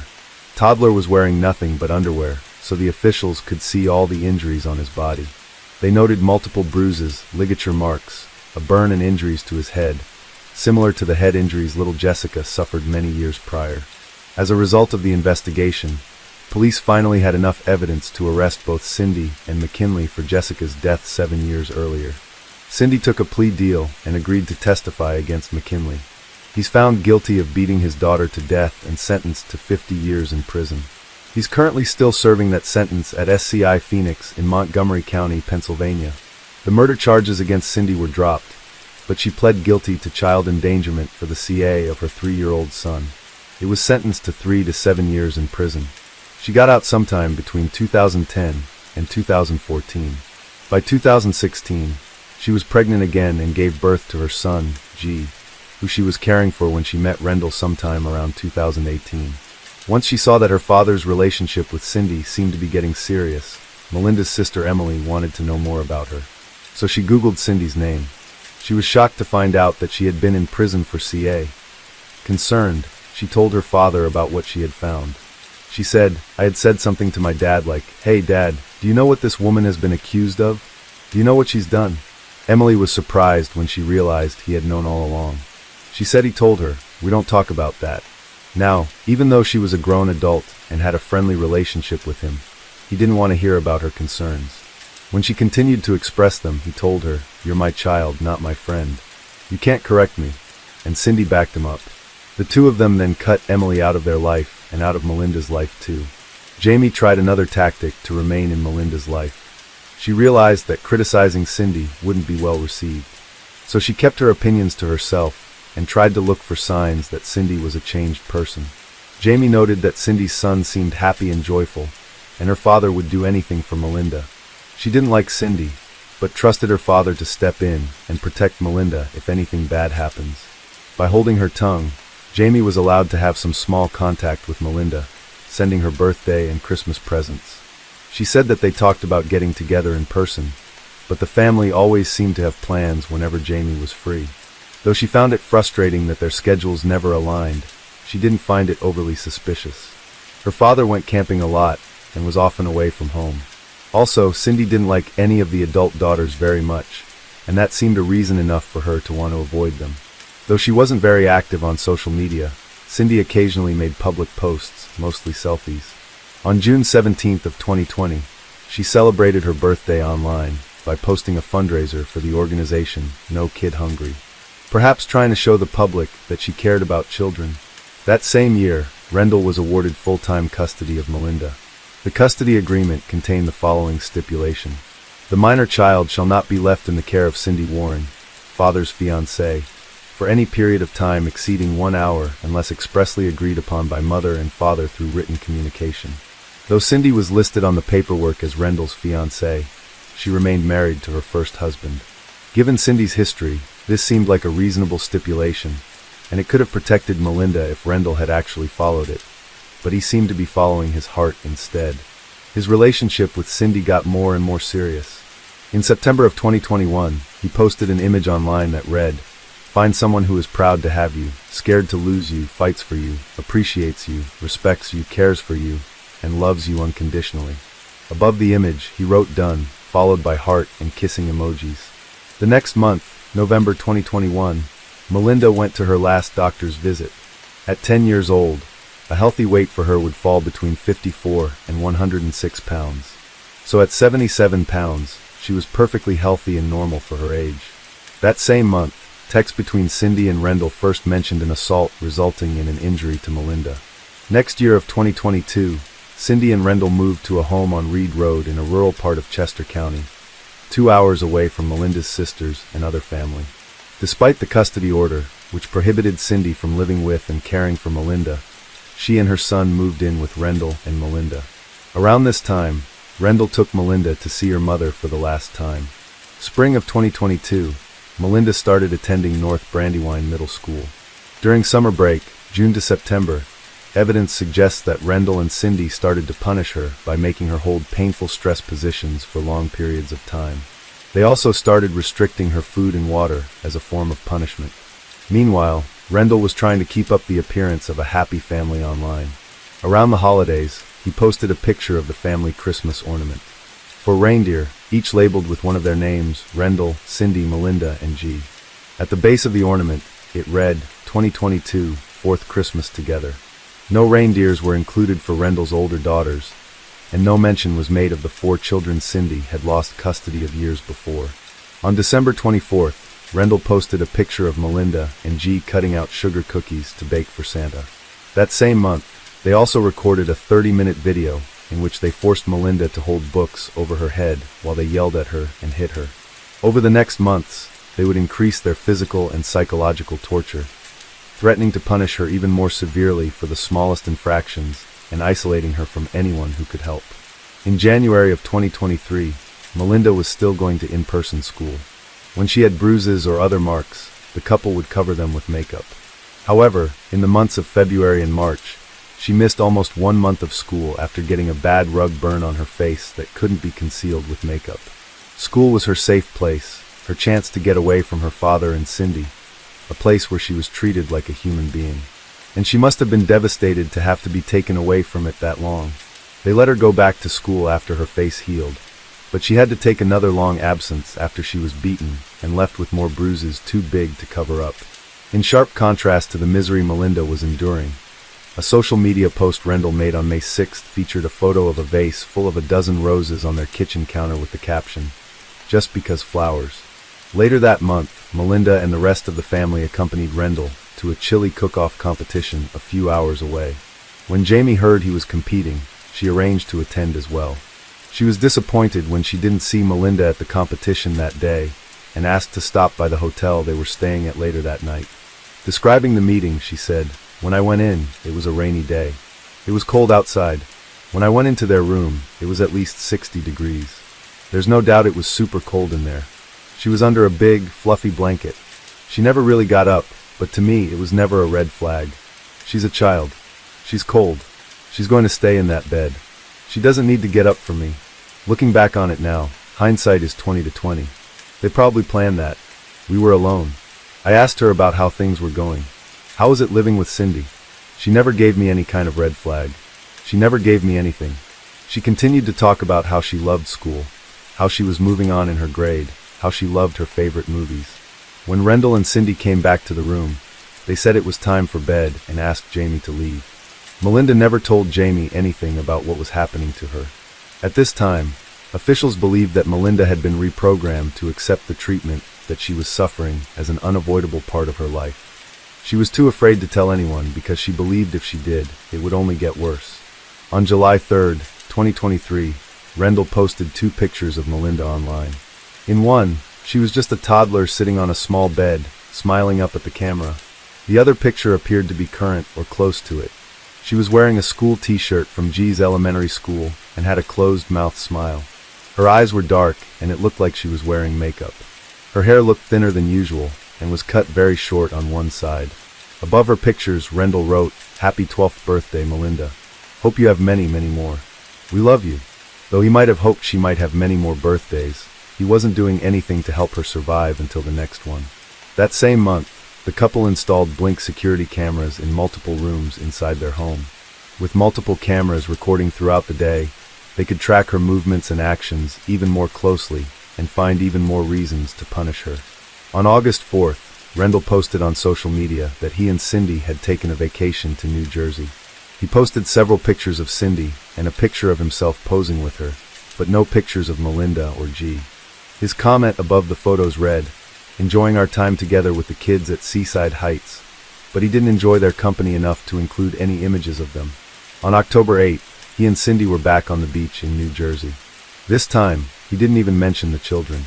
His caption read, "Last-minute outing, living our best life," above several photos in which he and Cindy pose and purse their lips as if kissing. By this time, Melinda had missed 35 days of school. 10 of them were excused and 25 of them unexcused, far exceeding the permitted amount allowed. The school district had made 2 reports to CPS using the child line. It's unclear exactly what was contained in those reports because the agency did not release any details about it. A social worker called the house and spoke to Rendell, and possibly spoke to Cindy and Melinda as well, though the reporting on that still is not entirely clear. What is clear is that the agency closed the case without completing a home visit. After the reports in November of 2023, Rendell removed Melinda from in-person school and enrolled her in online classes. A representative of the school district summed up the event saying, "Our staff diligently reported concerns about her welfare to the state agency that receives and manages concerns. Shortly thereafter, she was withdrawn from our schools. Cindy's son, G, remained enrolled in his school. Only Melinda was kept home. Once she was no longer leaving the house, Melinda's punishments got stranger and even more severe. Video evidence from December showed her shackled for the first time. On many occasions, she was chained to furniture and forced to exercise. They made her do hours of push-ups and squats and walking or marching in place. They forced her to stand for hours and hold a book over her head. They punished her for not smiling in her Zoom classes, sneaking food to eat, moving her hair out of her face, forgetting a chore, dropping a book, or failing to perform an exercise to their standards. Video clips recorded both Cindy and Rendell yelling and berating Melinda for these and other perceived slights they had. They didn't just force her to do things to hurt her body. They also attacked her mind. They told her they were going to kill her. They belittled her and called her worthless and an idiot.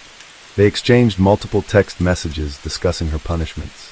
They also left a trail of texts discussing how they would hide her condition from family members, teachers, and anyone else that might report their actions. Video Cindy recorded showing Melinda crying while trying to hold a stack of books above her head. She asked to be forgiven for dropping the books. Instead, Cindy beat her with a spatula and told her that her father would beat her even worse when he got home.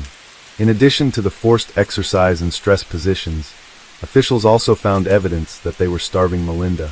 In one video clip, Cindy told her to keep moving and don't look for breakfast or lunch tomorrow because you're not getting it, and you won't get dinner either because I'm not getting up. They had absolute power over Melinda, and they used it in some of the most vile ways possible to the fullest extent. Rendell helped torture his daughter behind closed doors, but online, he and Cindy still tried to look like a happy family. At Christmas, Rendell revealed a new family ornament. In this one, 3 chubby penguins sat on a red sled, each one labeled with a name. Rendell, Cindy, and G's penguins all had seats in the front, but Melinda's penguin was standing alone behind the rest of them. Though it seems unlikely they picked the ornament to reinforce her isolation, in hindsight, it seemed like another warning. Rendell took pictures on Christmas Day, but didn't post them until January 6th. G received a number of expensive-looking gifts, including an air-powered BB gun, a new cell phone, a remote-controlled stunt vehicle, Xbox gift cards, and a new Galaxy tablet. Melinda mostly got clothes. After unwrapping each item, she smiled and posed while holding it up against her. At first glance, it wasn't obvious that she had gotten quite thin because she was wearing a baggy black sweatshirt layered over other clothes. The final presents for both children were 2 new bicycles with big red bows.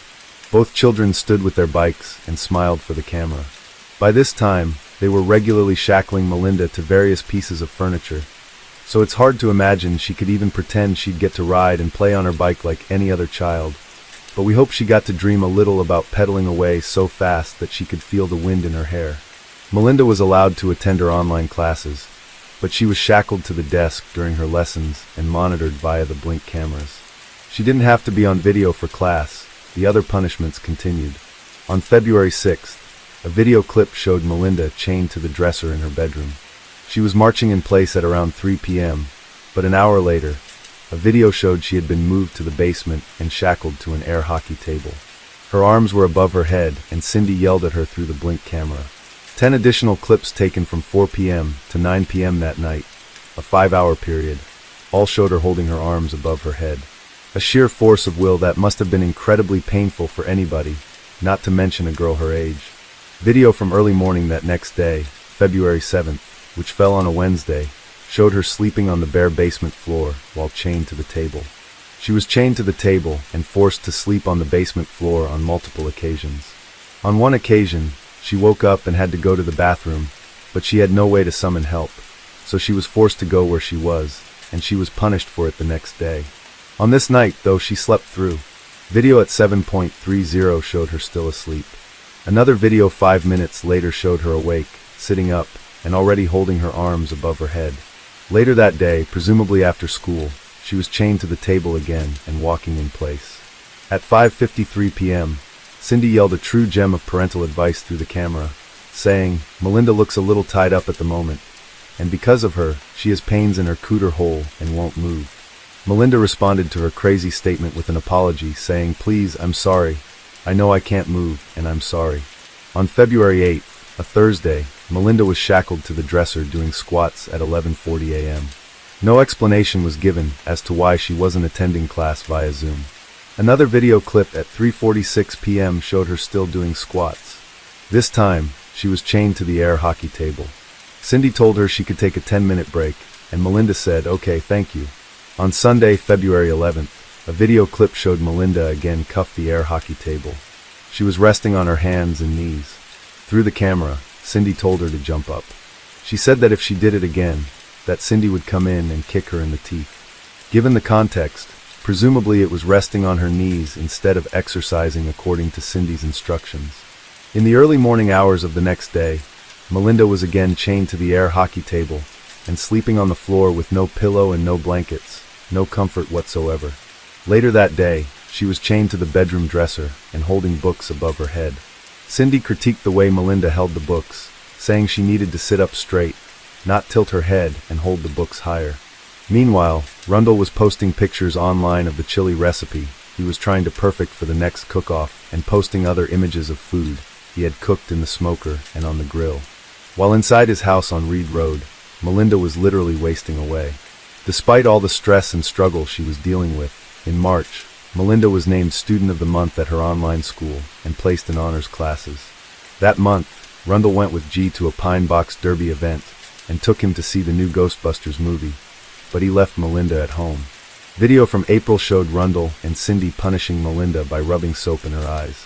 This caused her pain and made it hard for her to see, but they didn't take her to the doctor or provide any medical attention. On May 1st, the school captured the last video of Melinda conscious and able to participate in class. Over the next several days, her body began to shut down. According to the timeline created by the district attorney's office, Melinda lost consciousness at around 12:52 on the morning of May 4th. Rundle and Cindy argued about what they should do, whether Melinda was faking it or not, and how to wake her up. Rundle decided to put her in his Ford F-150, and he drove her back and forth between the campground he frequented and the family home on Reed Road. Neither Cindy nor Rundle called the doctor or got her any medical help. Hours later, after 4 p.m. that day, They searched the internet for ways to wake someone up and decided to try to find smelling salts, but they were unable to find any in local stores. According to his daughters, Cindy told Rundle to drive Melinda to the emergency room, but he wanted to call 911 first. Finally, 18 hours later at 7:27 p.m., he called 911 and first responders were sent to their home. Paramedics soon arrived along with Chester County Detective Ben Martin. When they arrived, Rundle told paramedics that Melinda had been riding her bike in the middle of the night and had crashed into a tree. Cindy told them that Melinda had a small lump on her forehead, a bruise on her chin, and a small cut on her nose. She was taken to the Paoli Hospital's trauma unit. The couple's description of the events didn't make much sense to paramedics, officers, or hospital staff. Paramedics soon realized there wasn't much they could do. She was covered in bruises and other injuries. She was severely underweight, and she was very, very cold. Determined to show her love and human kindness, one of the medics took off his own sweatshirt and wrapped it around her. Staff at the trauma unit noted far more injuries than the few minor ones Cindy had listed. Melinda had multiple broken bones, bruises all over her body, and she was suffering from severe emaciation and organ damage. Doctors took her into surgery to repair the worst of her wounds, but during the surgery, she died from her extensive injuries. Melinda Hoagland was pronounced dead at 9:58 p.m. Once Melinda was taken to the hospital, her Android cell phone was taken as evidence, and the next day, police took her father's iPhone too. Cindy's cell phone was seized the day after. Police got a warrant to search the truck Melinda was in and filed for warrants to go through the electronic devices, including the blink cameras installed in the couple's home. Inside Rendell's truck, investigators found a handcuff key and a pair of Crocs that had blood on them.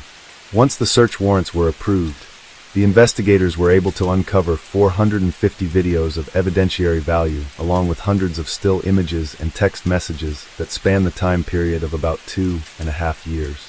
According to Detective Martin, over 150 of those videos and images showed Melinda cuffed to furniture, and in over 200 of those videos and images, Melinda was being subjected to forced exercise and physical punishment. In the arrest affidavit, the detective said, "The evidence shows that Melinda was regularly subjected to hours of physical punishment, deprived of sleep, and beaten when she failed to comply with unreasonable demands." Rendell and Cindy were arrested on May 6th and initially held at Chester County Prison on a $1 million bail, but their charges were upgraded once more evidence was collected, and they were no longer eligible for bail. At a press conference on July 25th, Chester County District Attorney Christopher DeBarina-Sarob announced he was going to push for the death penalty. He said, "I can stand here before you and say that we intend to pursue the death penalty in this case." He cited torture as one of the factors that justified such a serious sentence. Because they are facing the death penalty, both Rendell and Cindy were required by law to attend their arraignment on September 12, 2024 and listen as their numerous charges were read aloud in court. All in all, they were arraigned on about 280 counts. The most serious charges included first, second, and third-degree murder, endangering the welfare of a child, kidnapping a minor, false imprisonment, involuntary servitude, aggravated assault, and conspiracy. They both pled not guilty to all charges. As the DA stressed at the beginning of his press conference, both Rendell and Cindy are presumed innocent until proven guilty. As part of his argument for pursuing the death penalty, the DA explained how the autopsy findings supported his understanding of the evidence. The forensic pathologist who conducted the autopsy noted that Melinda weighed only 50 pounds, which was 27 pounds less than she had weighed at her last doctor's appointment, 2 years before when she was only 10 years old. According to the CDC, the average weight for a healthy 12-year-old girl is between 68 to 136 pounds, and she was well below that. The pathologist found almost no body fat on her, because it had all been used up in her struggle to stay alive. The doctor noted that there was no disease or medical cause for her extreme weight loss. Instead, it was caused by starvation and forced exercise. That exercise caused prolonged pain and stress fractures in several of her bones. The pathologist found over 75 bruises, contusions, ulcers, and pressure sores on her skin, along with 6 broken bones. According to the report, there was damage found to virtually every major organ system in her body, including her brain. The official cause of death was starvation and multiple blunt force injuries, and her manner of death was a homicide. Summing up the autopsy findings in conjunction with other evidence gathered, the DA said. Information from the coroner's office and medical experts demonstrate a years-long pattern of extensive torture and abuse. Moreover, text messages and hundreds of videos show that the defendants engaged in a calculated and systemic method of terrorizing, manipulating, and dehumanizing Melinda. We'll get justice for Melinda. As of the date of this recording, their last hearing was held in September of 2024. More will be scheduled in the future, and we will be keeping an eye out for updates to the case. Victims' advocates told Rundle's daughters to expect it to take at least 2 years for the case to make it through the court system. Although the DA is seeking the death penalty, no executions have been carried out in Pennsylvania since 1990. A moratorium on executions was imposed in 2015, but prosecutors are still allowed to pursue the death penalty.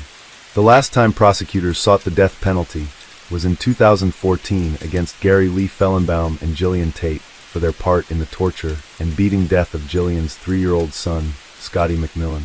To avoid the death penalty, Gary and Jillian pled guilty.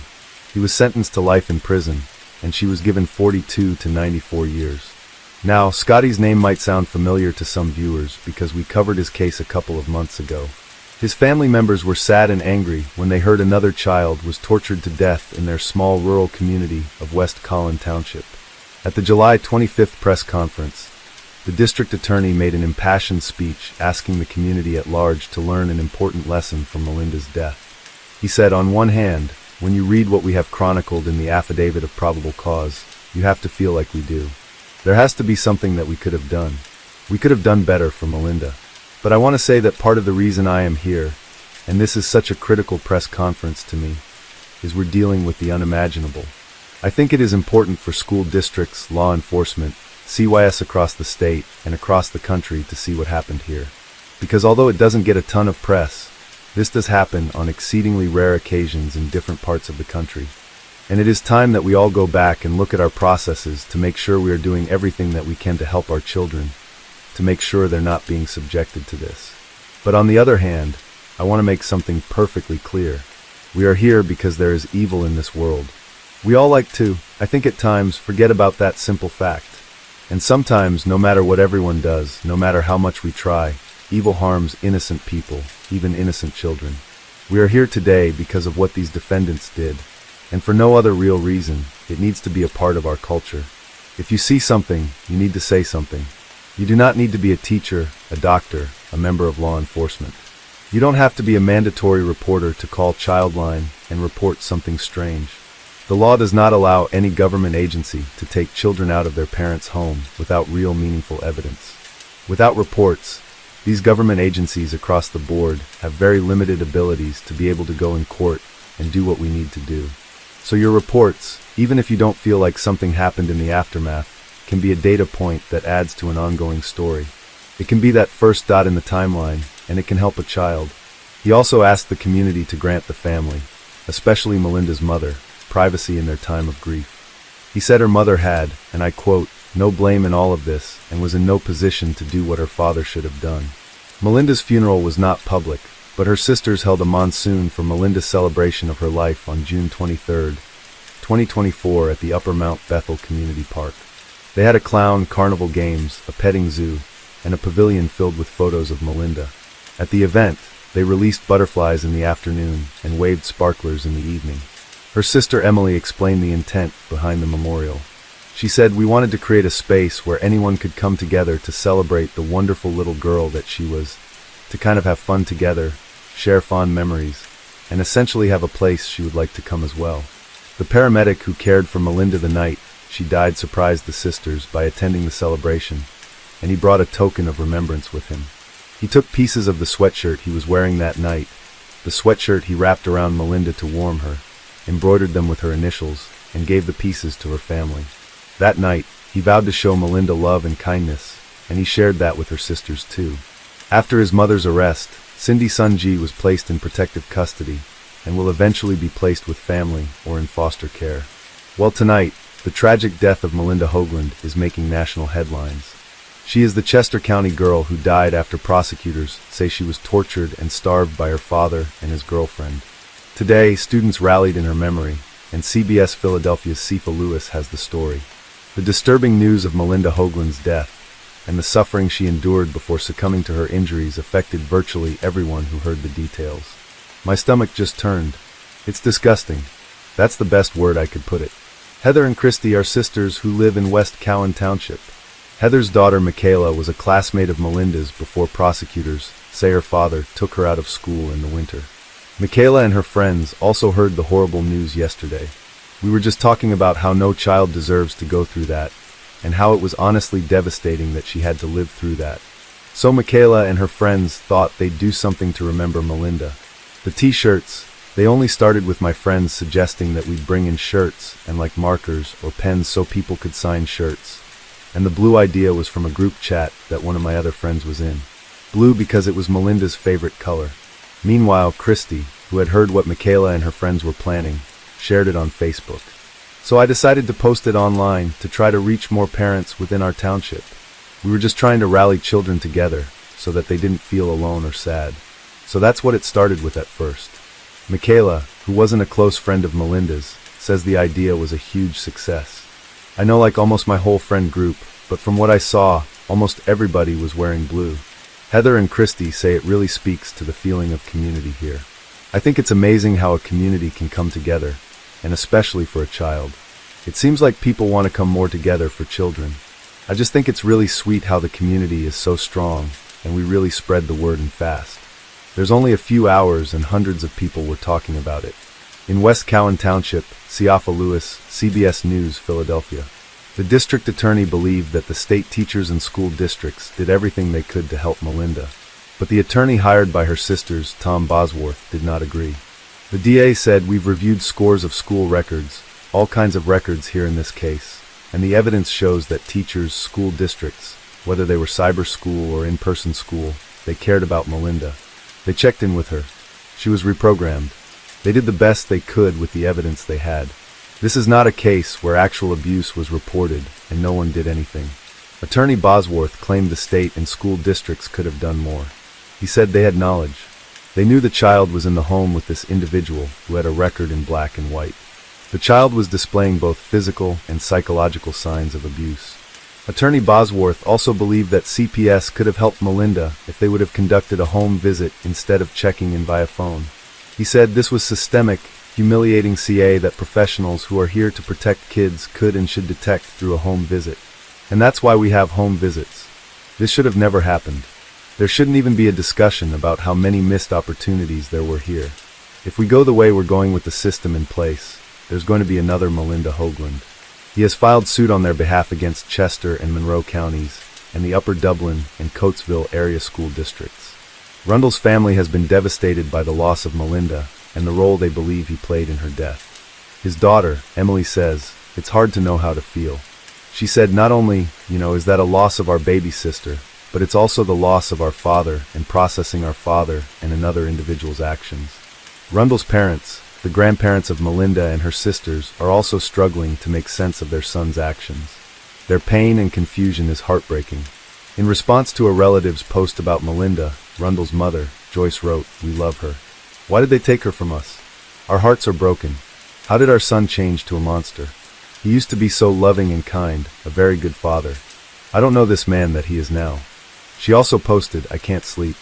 All I do is cry. Why? I need answers. How could anyone do this to our little girl?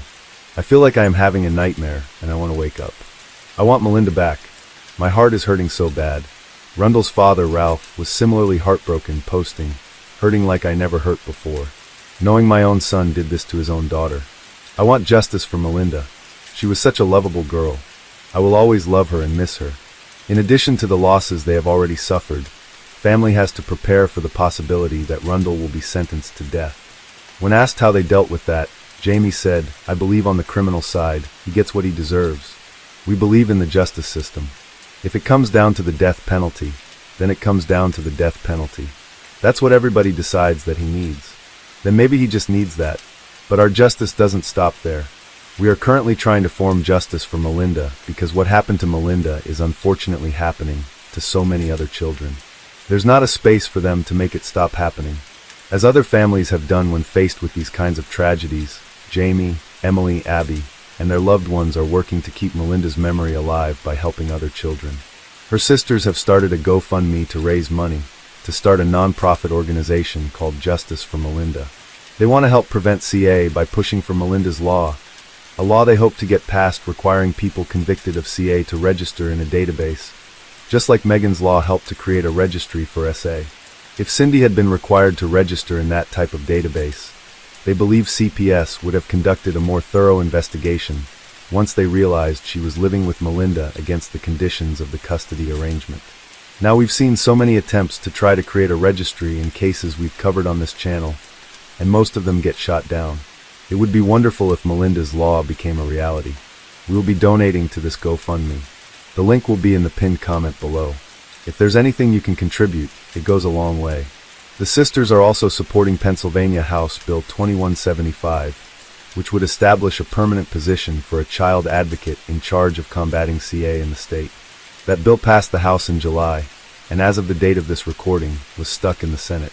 On their GoFundMe page, they vowed the following: Melinda will not be remembered as a statistic, but as the beautiful girl that set in motion a monsoon of change for all of these children.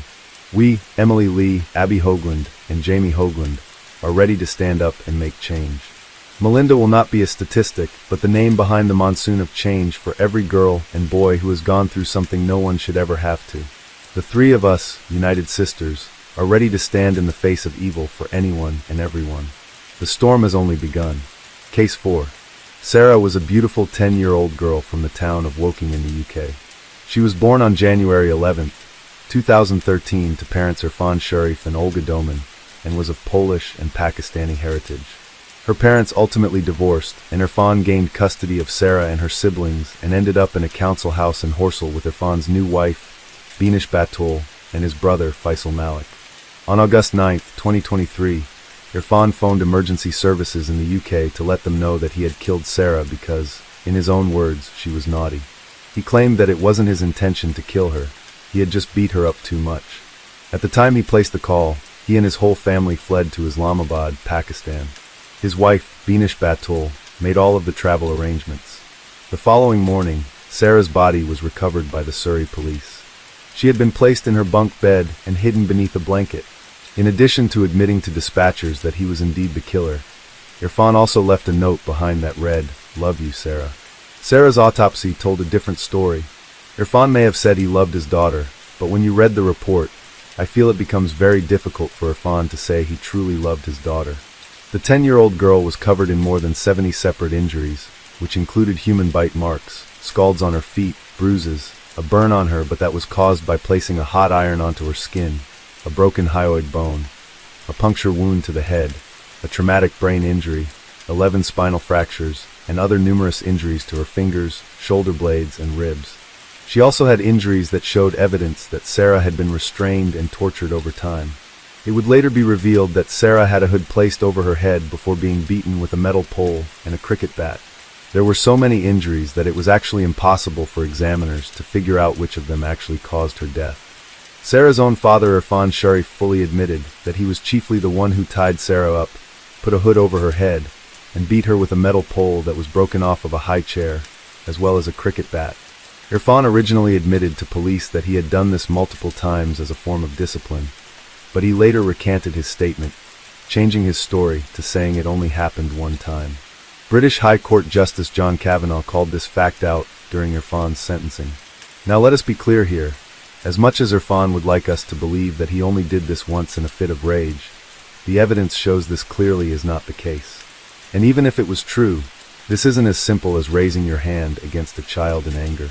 This is somebody tying somebody up, getting a bag to place over her head, so he didn't have to look at her, and beating her multiple times with a metal pole and a cricket bat. For those in the States that don't know what a cricket bat is, we will put one on screen for you to see. This is not something you accidentally do without thinking. This is a calculated and deliberate act, and Irfan Sharif did this multiple times.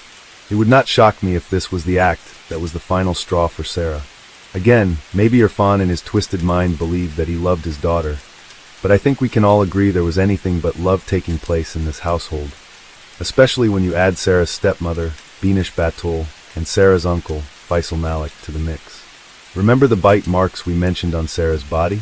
There were 6 in total. 5 of these were on her arm, and the sixth was on the inside of her left thigh. Based on the size of these bite marks, there was no question that an adult was the one who was responsible. So the police were determined to find out who among these three was deranged enough to bite a 10-year-old girl as a form of punishment.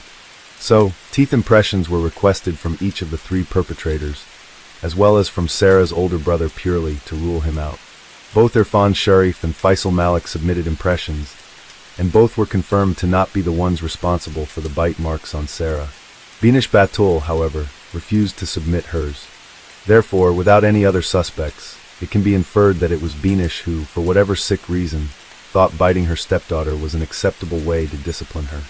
British High Court Justice John Kavanagh felt this was more than enough evidence to implicate Binish, and made that very clear during her sentencing. The post-mortem investigation showed that Sarah had 6 bite marks on her body. 5 of them were on her left arm, and 1 was on the inside of her left thigh. The marks were made by an adult. Irfan Sharif, and Faisal Malik, and Sarah's older brother, each provided teeth impressions, and each was excluded from being responsible for the tooth marks. Binish Batul declined to give a tooth impression, and the only possible inference is that it was you who made these bite marks. Though the bite marks were not in themselves fatal injuries, the fact that you were prepared to assault Sarah in this way provides an insight into the extent to which you were complicit in, and comfortable with, the abuse that Sarah was suffering. On September 12, 2023, police raided a home in Jhelum, Punjab, Pakistan, belonging to Irfan's father. There, they were able to locate Irfan's 5 surviving children, who were unharmed, thankfully, and subsequently placed into foster care. On September 13th, all 3 adults were arrested at London's Gatwick Airport after flying back home by way of Sialkot in Dubai. On September 14th, Irfan Sharif, Binish Batul, and Faisal Malik were arrested and charged with murder, along with an additional charge of causing or allowing the death of a child. Now, when we released our first episode on Sarah's case, we included this following clip that led to a lot of discussion in the comments section, basically because Binish kept saying no comment over and over again. We are fully aware that no comment is the equivalent of pleading the fifth here in the United States. What was curious to us, however, is that she couldn't even say that she loved Sarah, her own stepdaughter. Sure, maybe she's just following what her lawyer advised her to do, but I truly have a hard time imagining how saying that you loved and cared about your stepdaughter could be something so incriminating. Maybe we have some legal experts in the comments who could share their thoughts, because I'd certainly love to know. Either way, we'll share that clip with you now, just so you can see what we're referring to. Please, could you introduce yourself? What's your name? So, my name is Binish Batul, and you are about to be interviewed for the offense of murder. What's your understanding of murder? What's your understanding of that offense? Killing someone. Yeah, okay, so it's intentionally killing somebody. Okay, in very simple terms, okay? That's the offense which you've been arrested for, and that's the offense which we're going to speak to you about, alright? What happened to Sarah? No comment. What did you see? No comment. Whose choice was it? How you left Sarah? No comment. You know, Dawn has just said, as you said in the video, you want to come back to the UK, clear your name in the UK courts. Well, here we are. This is the start of the process. So, why would you not speak to us now? No comment. Who did that to Sarah? No comment. Do you love Sarah? No comment. Did you care about her at all?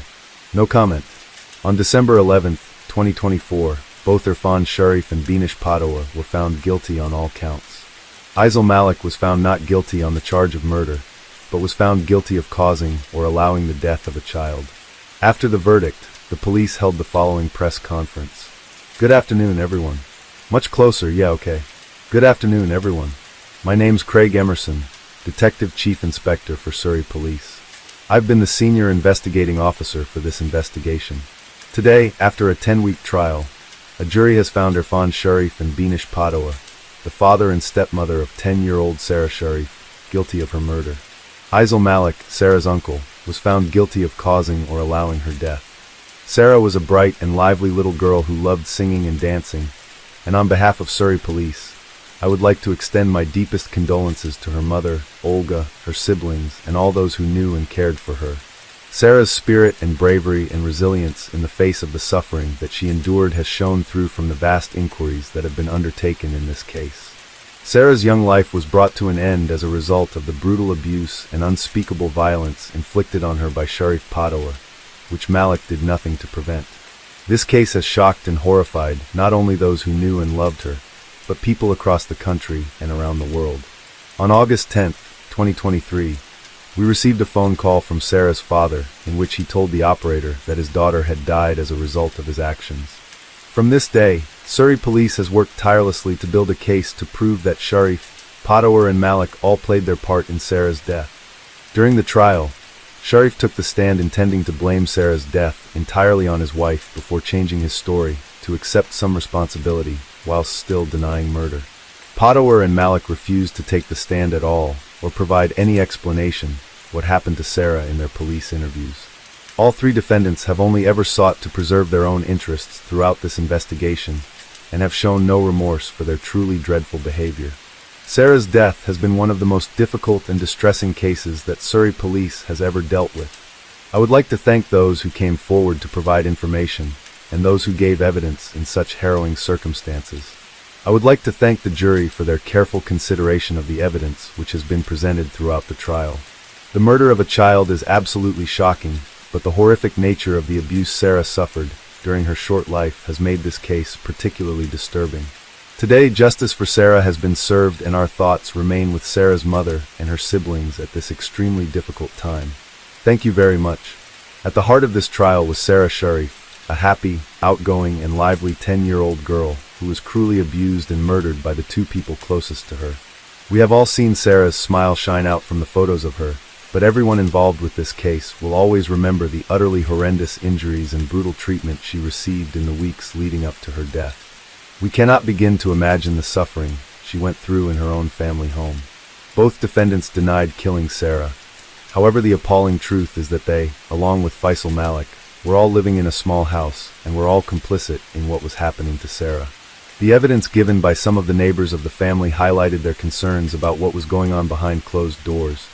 Yet none of the defendants did anything to stop or report the abuse that led to Sarah's tragic death. It has been a painstaking operation by Surrey Police and the Crown Prosecution Service to build this case and be able to prove to the jury that Irfan Sharif and Benash Batul were both responsible for Sarah's murder. By showing they were there in the run-up to Sarah's death, we were able to prove that both of them played their part in killing her. This case was complicated further by the fact that all three defendants fled the country to Pakistan, and our CPS International Unit played a significant role in helping us to prosecute this case successfully. On December 17th, Justice Kavanaugh sentenced Irfan Sharif to a minimum term of 40 years in prison, Benash Batul to 33 years in prison, and Faisal Malik to 16 years. Sarah's mother Olga Doman and her grandmother sat down with the guardian to talk what it was like identifying Sarah's body. They put her in a pajama, covered her with a blanket, but no mother should see such a thing. She had swollen cheeks, she had bruises. Until now, when I close my eyes, I can see what my child looked like. It wasn't Sarah.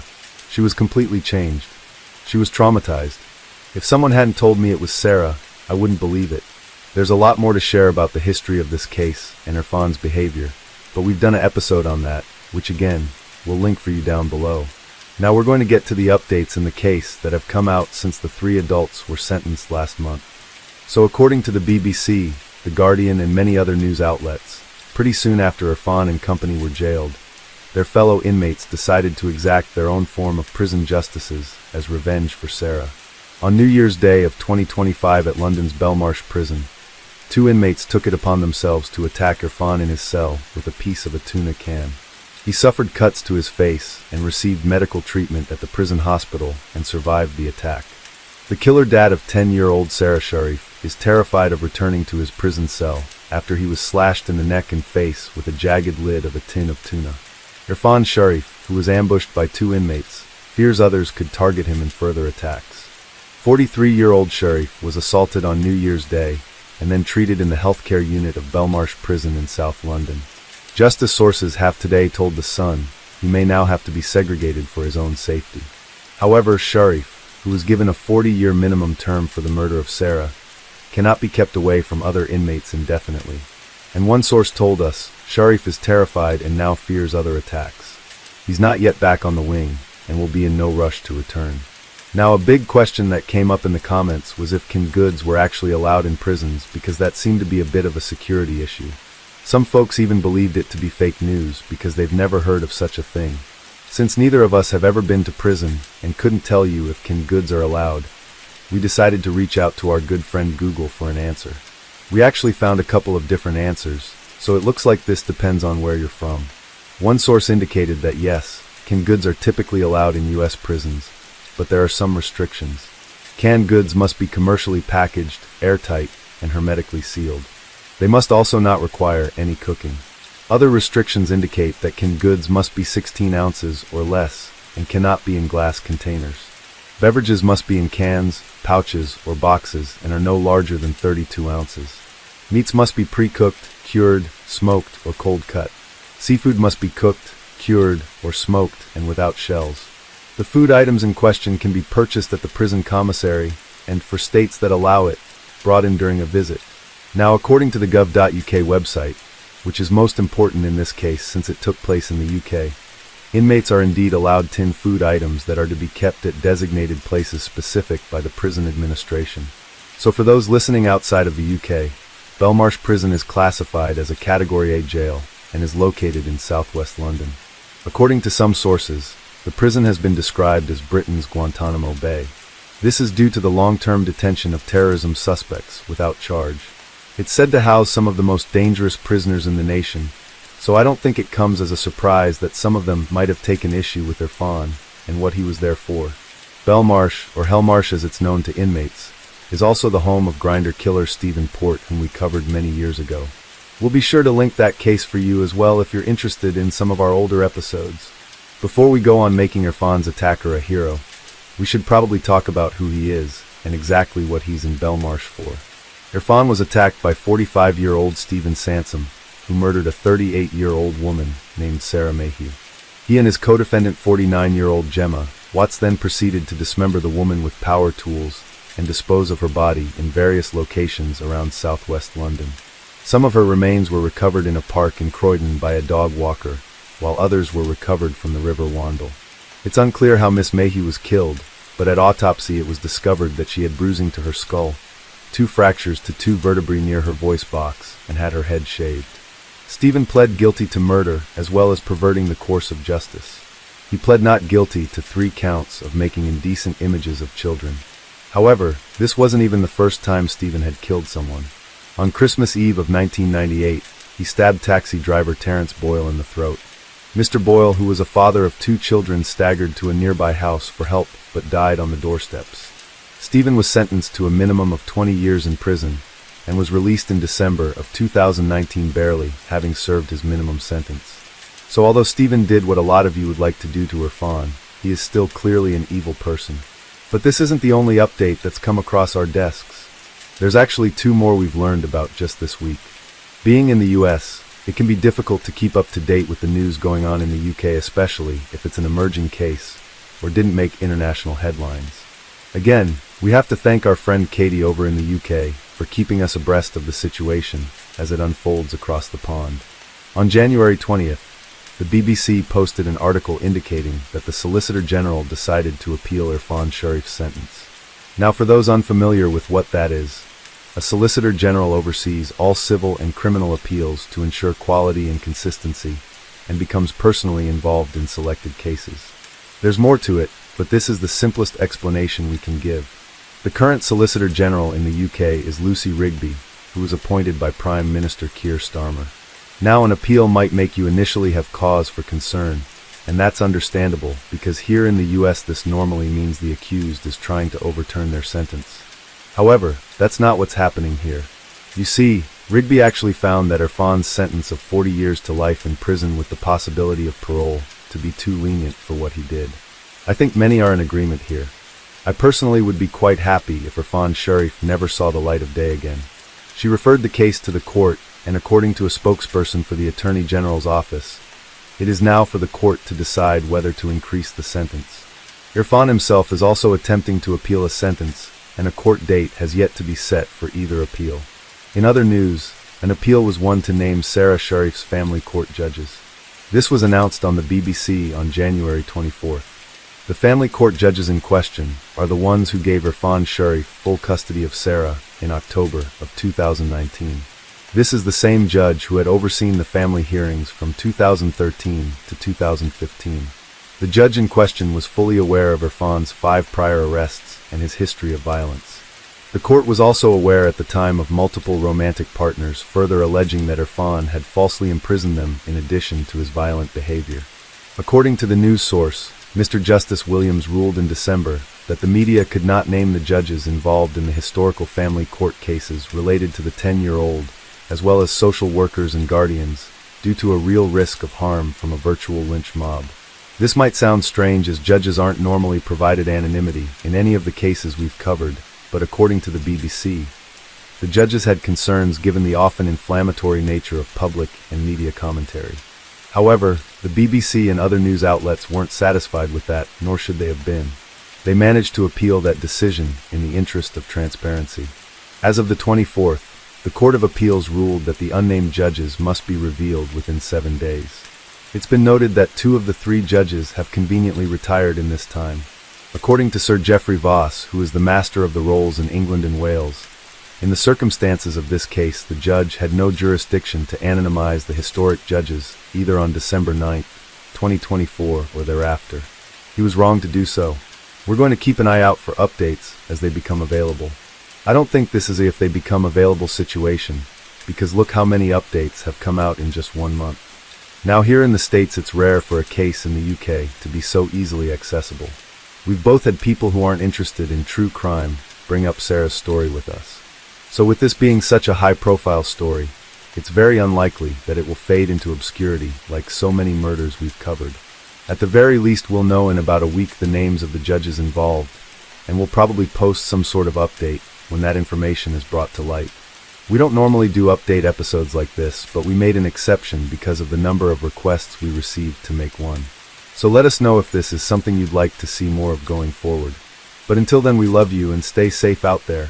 Hey everyone, we don't normally post an update after the fact, but as of today, January 31st, 2025, the judges involved in the Sharif family court proceedings have been named, and they are Judges Alison Rayside, Peter Nathan, and Sally Williams. Now Peter Nathan and Sally Williams have since retired, but Alison Rayside, who dealt with the majority of the hearings relating to Sarah, including allowing both Sarah and her siblings to remain in their parents' care, remains an active judge. Case 5. Timothy Richard McLean Jr. was born on October 3, 1985 in Victoria, British Columbia, Canada to parents Carol DeDeal and Tim McLean Sr. He grew up in Winnipeg and Ely alongside 6 siblings and an enormous extended family. Tim also had a precious baby niece, Isla Lily, who he doted on. At the time of his death, he had a son on the way with his former girlfriend, Colleen Yastro, whom he had known since the 1st grade. Tim stood at about 5'5" with beautiful dark brown hair and emerald green eyes. His family said he filled their lives with joy and light. Tim was very active and full of energy. He loved soccer, football, motorbikes, and just about anything that could get him into dirt or trouble. Tim also had a mischievous side to him and loved pulling pranks. According to his younger brother, Kendall, Tim was extremely charismatic and often demanded the attention of a room with his presence and strong magnetic personality. He also had a passion for traveling and preferred to let the wind blow him around to new people and places instead, never knowing what his next meal was or where it would be. Kendall feels his brother was drawn to joining the carnival because it too was nomadic, wild, and loud with a constant cycle of new faces passing by. He was very much the living embodiment of it. Tim toured various Western Canadian provinces as a carnival worker for the North American Midway Entertainment and made many friends and memories along the way. Vincent Wei Guang Li, born April 30, 1968, was a Chinese immigrant and undiagnosed schizophrenic. He moved from Beijing, China to Winnipeg, Manitoba in 2001 with his wife Anna, initially working as a custodian for the Grant Memorial Baptist Church. He left the job just 6 months later to become a forklift operator. According to Anna, her husband had a strange habit of taking random buses with no apparent destination. Although Vince Lee was never diagnosed with any mental illness before the murder, he had started hearing voices he claimed from God as early as 2004. These voices would tell him he was the second coming of Jesus Christ and must save humanity from a space alien attack. It has been alleged that Vince Lee once spent 4 days under psychiatric evaluation, but was released without ever being diagnosed with anything. Vince Lee became a Canadian citizen in 2005. A year later, he separated from his wife and moved to Edmonton, Alberta, where he lived in a basement and worked for a newspaper delivery company. In 2007, he worked as a janitor, then a mechanic, and then as a Walmart cashier. It has been theorized that the reason Vince went through so many jobs is he would have violent outbursts and would subsequently get fired because of them. There is some evidence for this theory, as staff who worked with him at Walmart said he was let go over a disagreement with another employee. In July of 2008, he returned to work in a newspaper delivery, and on the morning of July 28th, he delivered his last round of newspapers. At midnight that same day, he boarded a Greyhound bus to Winnipeg, Manitoba, but got off the next day in Erickson with 3 pieces of luggage. He was seen spending a long time in the M&M grocery store, and according to one passerby, he spent the night sleeping on a bench. Vince Lee was likely carrying the murder weapon at this point, which he says he bought at Canadian Tire to protect himself from the aliens. On the morning of July 30th, he sold his brand new laptop to a teenage boy for a measly $60 Canadian. He spent almost the whole afternoon loitering in an alleyway behind the grocery store. At around 6 p.m. on July 30th, 2008, Tim McLean, Vince Lee, and 35 other passengers all boarded Greyhound bus number 1170, which was heading from Edmonton, Alberta to Winnipeg, Manitoba via the Yellowhead Highway through Saskatchewan. Vince originally sat at the front of the bus, away from Tim, but after a rest stop, he moved to an empty seat at the back of the bus, right beside Tim, who was seated by the window. This change in seating is believed to have been deliberate by Tim's friends and family. Tim kept himself the whole journey, never saying a word to the man seated beside him. He had been traveling with the carnival for a long time and sent texts to his friends and family members throughout the journey, saying how he was looking forward to finally reuniting with them back home in Winnipeg. However, Tim would never make it home alive. At approximately 9 p.m., the bus was driving down the desolate Trans-Canada Highway, roughly 10 kilometers from Portage-la Prairie, with the movie Zorro playing on the bus TV screen. A horrific and unexpected attack quickly unfolded. Without any warning, Vince stood up, took out a large buck knife, and began repeatedly stabbing Tim in the throat and chest. Tim had just been sleeping in the corner with his headphones in, and had done absolutely nothing to provoke such a violent, gruesome attack. Upon being stabbed, Tim woke up screaming in terror. Witnesses have been quoted as saying that Tim's screams would haunt them for the rest of their lives. While Tim did try to run away, Vince Lee, who was over 6 feet tall and a lot stronger, pinned Tim in the corner against his seat in the bathroom door, stabbing him in the throat and chest over and over again. Tim was stabbed an estimated 50 to 60 times, and we could only hope that he passed on quickly after the first few blows. As soon as the stabbing started, the bus driver immediately stopped the bus and ushered all of the passengers out. One witness, an unnamed man, was the first other passenger to see the attack. He was sitting in the row in front of Tim and Vince Lee, and turned around when he heard the screaming. At first thinking it was just a fist fight, but soon noticed the knife and the blood gushing out of Tim's body. While he wanted to intervene and try to save Tim, his seatmate took off running, and he didn't think he could tackle Vince Lee by himself, especially with him armed. Passengers screamed and trampled over one another, desperately trying to get off the bus as fast as possible. It was absolute chaos. The bus had basically stopped in the middle of nowhere, so there wasn't anywhere for anyone to run to. All the passengers could do was stand on the side of the road, hoping the killer would not get off the bus and continue his rampage. Police had been called at this point, and they would arrive at the scene roughly 15 minutes later. Thinking Tim might still be alive, Chris Alguier, who was a passing trucker who had stopped, as well as the unnamed witness from earlier and the bus driver, ran back to the door to try to help, but all they saw was Vince Lee cutting Tim's head off. Upon seeing the 3 men, Vince charged at them, trying to attack again. The bus driver quickly slammed the door shut, trapping Vince Lee inside the bus, but leaving his arms sticking outside. The bloody knife in his hand, Vince swiped at the witness, who was forcing the door shut as Lee used his other hand to try to pry it open. The 3 men all ran to the front of the bus at this point, but Vince ended up never getting off the bus. Instead, he walked to the front to greet the crowd of passengers, many of whom were children. Vince then proceeded to hold up Tim's severed head and wave it at them before dropping the head on the floor as if it was no big deal. Passengers responded by crying, screaming, and some even vomited. Witnesses described the killer as totally calm and showing no emotions whatsoever. It was like he was a robot. Vince Lee himself would later say that he felt really scared while carrying out the murder. Fearing for everyone's safety, The trucker got some weapons from his trunk and threatened Vince to stay put and not leave the bus. Vince tried to get the bus working, but thankfully it had been disabled by the driver. I was just reading a book. All of a sudden, I heard a guy screaming. I turned around, and the guy sitting right next beside me was standing up and stabbing another guy with a big Rambo knife, pretty much. It was a big survival knife like this, in the throat, repeatedly. I told everybody to get off the bus. Everybody started to get off the bus. The guy still kept stabbing him. Everybody got off the bus, me and a trucker that had stopped, and the Greyhound driver ran up to the door to maybe see if the guy was still alive, or we could help, or something like that. When we all got up, we seen that the guy was cutting off the guy's head. He was cutting off the guy's head there, and he saw us. He came back to the front of the bus, told the driver to shut the door. He pressed the button, and the door shut, but it didn't shut in time. The guy was able to get his knife out and take a swipe at us, so we backed off the door. I ran around the back side of the bus. The bus driver took off, and then we both returned to the front to see what had happened. He hadn't gotten off the bus. The door was still open. We shut the bus door that time and shut it. It was at that point that he came, started walking to the front of the bus, and he had the head in his hand. He just looked at us like this and dropped it on the ground, but totally calm. The three of us had weapons from the trucker's truck there, and we just stayed outside while he tried to get out the door, telling them, stay put, stay there, don't try to come out. He tried to get the bus working, and the bus driver disabled the bus somehow in the back. I'm not sure how he did it. It was at that point, I think, that the police showed up and got us in the back.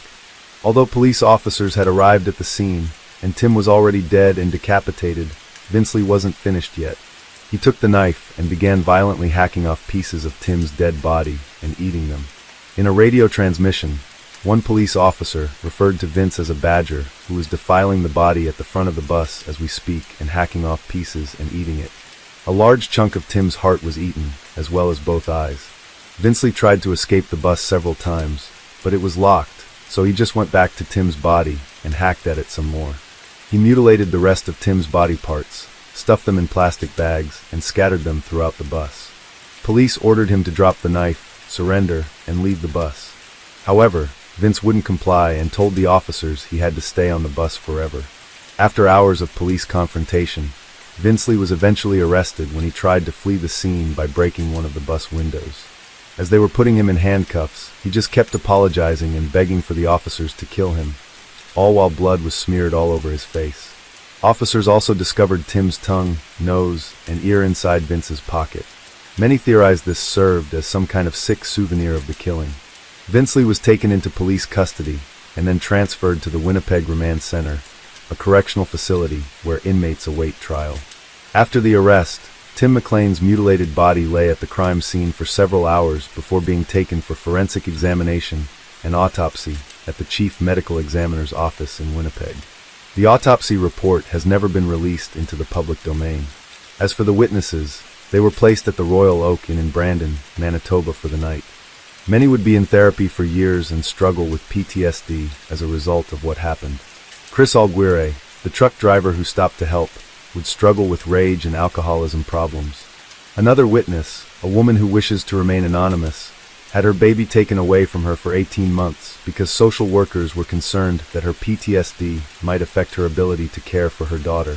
A week after the murder, a candlelight memorial for Tim was held on Sunday evening at the steps of the Manitoba legislature. Tim's older sister, Amanda Corrigan, and younger brother, Kendall DeDeal, spoke to CTV News and referred to their brother as a gentle soul who had never been in a fight and would never hurt anyone else. They expressed their wishes for people to remember him for the way he lived, not for the horrific way he died. The brutal murder of Tim McLean horrified the world and is regarded as one of the worst crimes in Canadian history. And the fate of his killer, Vince Lee, still outrages people to this day. Vince Lee was initially charged with second-degree murder, but after undergoing psychiatric evaluation and being diagnosed with schizophrenia, he was deemed not criminally responsible for his crime. So both the prosecution and defense accepted not guilty by reason of insanity. The murder trial took place on March 5, 2009, and Judge John Scofield ruled that Vince Lee had acted in self-defense because the voices in his head told him that Tim was an alien who was going to kill him. Instead of jail, Vince Lee was sent to the Selkirk Mental Health Center, a high-security mental health hospital in Manitoba, and not even for a life sentence. Tim's family and friends attended the trial wearing t-shirts with his face on them. They all wept as the details of his gruesome murder were read out in the courtroom.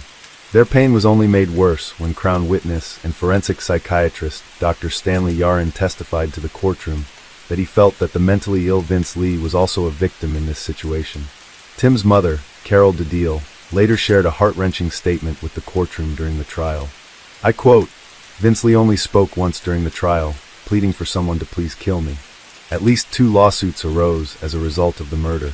2 passengers aboard Greyhound Bus 1170 filed a lawsuit against Vince Lee, Greyhound, the RCMP, and the Canadian government asking for $3 million in compensation for, as they put it, witnessing the defendant Lee stabbing Mr. McLean Jr. to death, mutilating his body, and performing acts of cannibalism. Nothing came of the lawsuit, and it was dropped in 2015 when Greyhound said it could not be sued under Manitoba's system of no-fault vehicle insurance. Tim McLean Sr. also filed a lawsuit on behalf of 13 family members against Vince Lee, Greyhound, and the Attorney General of Canada for $150,000, saying they had to put in proper safety measures that could have prevented the death of his son. The lawsuit is currently in limbo. He also stated that Greyhound never apologized or offered any condolences for his son's murder. In 2015, after 7 years of therapy and medication, doctors believed that Vince Lee presented little risk to the public, and he was granted unsupervised day passes to Winnipeg, provided he took his medication and kept a working cell phone with him at all times. He later was allowed to move into a group home in Winnipeg, and was eventually granted an absolute discharge in 2017. This meant he was free to reintegrate into society without any supervision or monitoring. Vince Lee now lives under a publicly known new name, Will Baker. This is very well known. He still resides in Manitoba. Carol DeDeal told CBC News she was horrified and sickened that her son's killer is free to walk the streets of Winnipeg, and expressed doubt over whether he will keep taking his medication. We all know what happens when he doesn't take his meds, but the fact that the decision is left to him, that ought to terrify everybody. I don't know why it doesn't. I don't know why everyone isn't up in arms. Around 50 people rallied at the Manitoba legislature to protest Vince Lee's freedom. The rally was called Justice for Tim McLean, and had been organized by a friend of Tim's, Jenny Clark. One protester and family friend of the McLean family, Brenda Hookman, expressed her anger and frustration with the Canadian justice and health systems, saying there is no way to guarantee Vince Lee won't go off of his medication, and that she wants to see him get the proper help he needs at a psych ward, where he is going to be monitored all the time. Matt Logan, a former RCMP officer and forensic psychologist, also expressed concerns that Vince Lee will attack again, saying the absolute discharge is not in the public's interest, and that society needs to improve the way it bridges criminal justice and mental health. However, not all reactions to Vince Lee's release were negative. Mental health advocate and CEO of the Schizophrenia Society of Canada, Chris Somerville, has been a longtime supporter of Vince Lee, whom he met with almost every month in Selkirk Hospital. Somerville expressed his happiness about releasing Vince Lee back into society, telling CBC News that Vince feels great remorse and great shame over what he has done, and that he hopes nothing negative will come to Vince as a result of his release. Mr. Somerville also released a 45-minute interview with Vince Lee, which he says is an attempt to add a human touch to a horrible tragedy. He believes that both Vince Lee and Tim McLean are victims of untreated, uncontrolled psychosis. In the interview, Vince stated, "I understand people are scared because of my behavior on the Greyhound bus. I am not a risk to anybody. I don't hear voices. I would call my doctor if I heard voices again. Yes, I understand their fear." He also says he wants to apologize to Tim's mom, Carol DeDeal. "I am really sorry for what I did. If I could talk to her directly, I would do anything for their family. I would ask forgiveness, but I know it would be hard to accept." Tim's family has not publicly commented on this interview, and we assume they have no intentions of ever meeting with Vince Lee or forgiving him. Now, many people feel that the fact that Vince Lee could stab, behead, and cannibalize Tim McLean and walk away a free man after only 7 years is a huge injustice. Many people believe someone capable of such a horrific crime can never be trusted again, and that Vince Lee therefore should have been locked away for life. For Tim's family, releasing their loved one's killer was the same as letting someone get away with murder, and they have been campaigning for Tim's law ever since the trial in 2009. Now, this law would ensure Vince Lee and others like him would never walk the streets again, regardless of how likely they were to reoffend. However, this petition was closed in 2014 because only 1,200 people had signed it. The Deal Foundation for Life, which was a fundraiser created to fund the fight to change Canadian, not criminally responsible laws, was also shut down in 2014. While the fundraiser and petition are no longer operating, a memorial in honor of Tim still remains right beside the Trans-Canada Highway west of Winnipeg, where Greyhound bus number 1170 stopped on July 30th, 2008. The words Timothy Richard McLean, "We love you," are engraved into a beautiful white cross, which is surrounded by flowers and one of Tim's shirts. Tim McLean's funeral took place on the Saturday evening of August 8, 2008. Members of the Christian fundamentalist hate group Westboro Baptist Church, known for picketing funerals, boasted about their plans to protest Tim's funeral for whatever random reason that they never really explained. An alert was sent to Canada's Border Patrol to deny entry to anyone carrying signs and pamphlets. Most of the group was turned away at the Niagara Falls border. However, a small number did actually make it to Manitoba. Tim McLean Sr. responded to the threats in a telephone interview, saying that the days since learning of his son's death have been a blur, and the family hasn't had a chance to even mourn. He also hoped that however the funeral goes down, it's done with respect to Tim, and that we are allowed to lay him to rest. A counter-protest from people in the Manitoba community was planned to prevent the funeral from being disrupted. Hundreds of people showed up to form a human wall around the church to keep out the hate group, but fortunately nobody from the Westboro Baptist Church ever showed up. On August 9, 2008, Tim McLean was laid to rest at Chapel Lawn Memorial Gardens in Winnipeg. Over 600 people attended his funeral. Tim's uncle Alex McLean read a heartfelt statement in which he described his nephew as friendly, kind, sweet, and caring. On December 21, 2008, 5 months after Tim was murdered, Colleen Yestro gave birth to his son. Colleen had known Tim since the first grade and had a brief romantic relationship with him in 2008 after she had fallen out with her husband, which led to her becoming pregnant. The family have never shared the child's name and tried to keep him out of the media spotlight. Colleen originally gave up the boy to his step-grandmother, but custody was eventually handed to his paternal grandmother, Carol. In early January 2016, the McLean family returned to the courthouse once again, this time for a custody battle. Colleen, who only had rights to see her son for 4 hours every Saturday, wanted full custody of the boy. Tension between the two families was already bad, but it had reached a breaking point when someone in the McLean family told the young boy about the terrible fate of his father, something Colleen had specifically asked them never to do, telling the court all he knew was that his dad was in heaven. A counselor assessed the interactions between Colleen and her son and told the court she was unfit to be awarded custody of her son.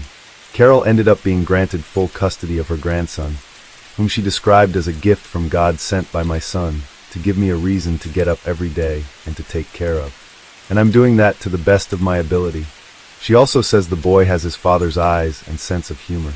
Tim McLean Sr., who has been divorced from Carol since before Tim's murder, hasn't seen his grandson for years because of ongoing disagreements with his ex-wife, which he says has worsened the pain of losing his son. In 2019, Colleen shared a photo on Facebook of Tim's son visiting his father's grave, writing, "Tim, our son, and I think of you every day." The headstone is rugged and pays homage to Tim's love of the outdoors. The gold inscription in the center reads, "McLean, October 1985, July 2008. Forever, Joker Wilds." Carol Dideli frequently visits her son's grave. In an interview with CBC, she sat at a bench beside the grave and recalls the day of Tim's murder. "When this very first happened, for weeks and weeks, I was just mad. It was so maddening to me that the whole world didn't just stop. Mine did. Nothing changed for everybody else. The traffic still went. Sun still shone. It was so maddening to me that the whole world didn't just stop. Mine did. It stopped, and it took a long time to really want to get up every day." As for Tim McLean Sr., he told the CBC, "It's still difficult to get up some mornings. We're trying to move on, but it's very hard, still very hard. I don't think we'll ever be over it." Tim Sr. remembers his beloved son every day, and even has a tattoo of his face inked over his heart. Tim McLean is deeply and eternally missed by all of his family and friends.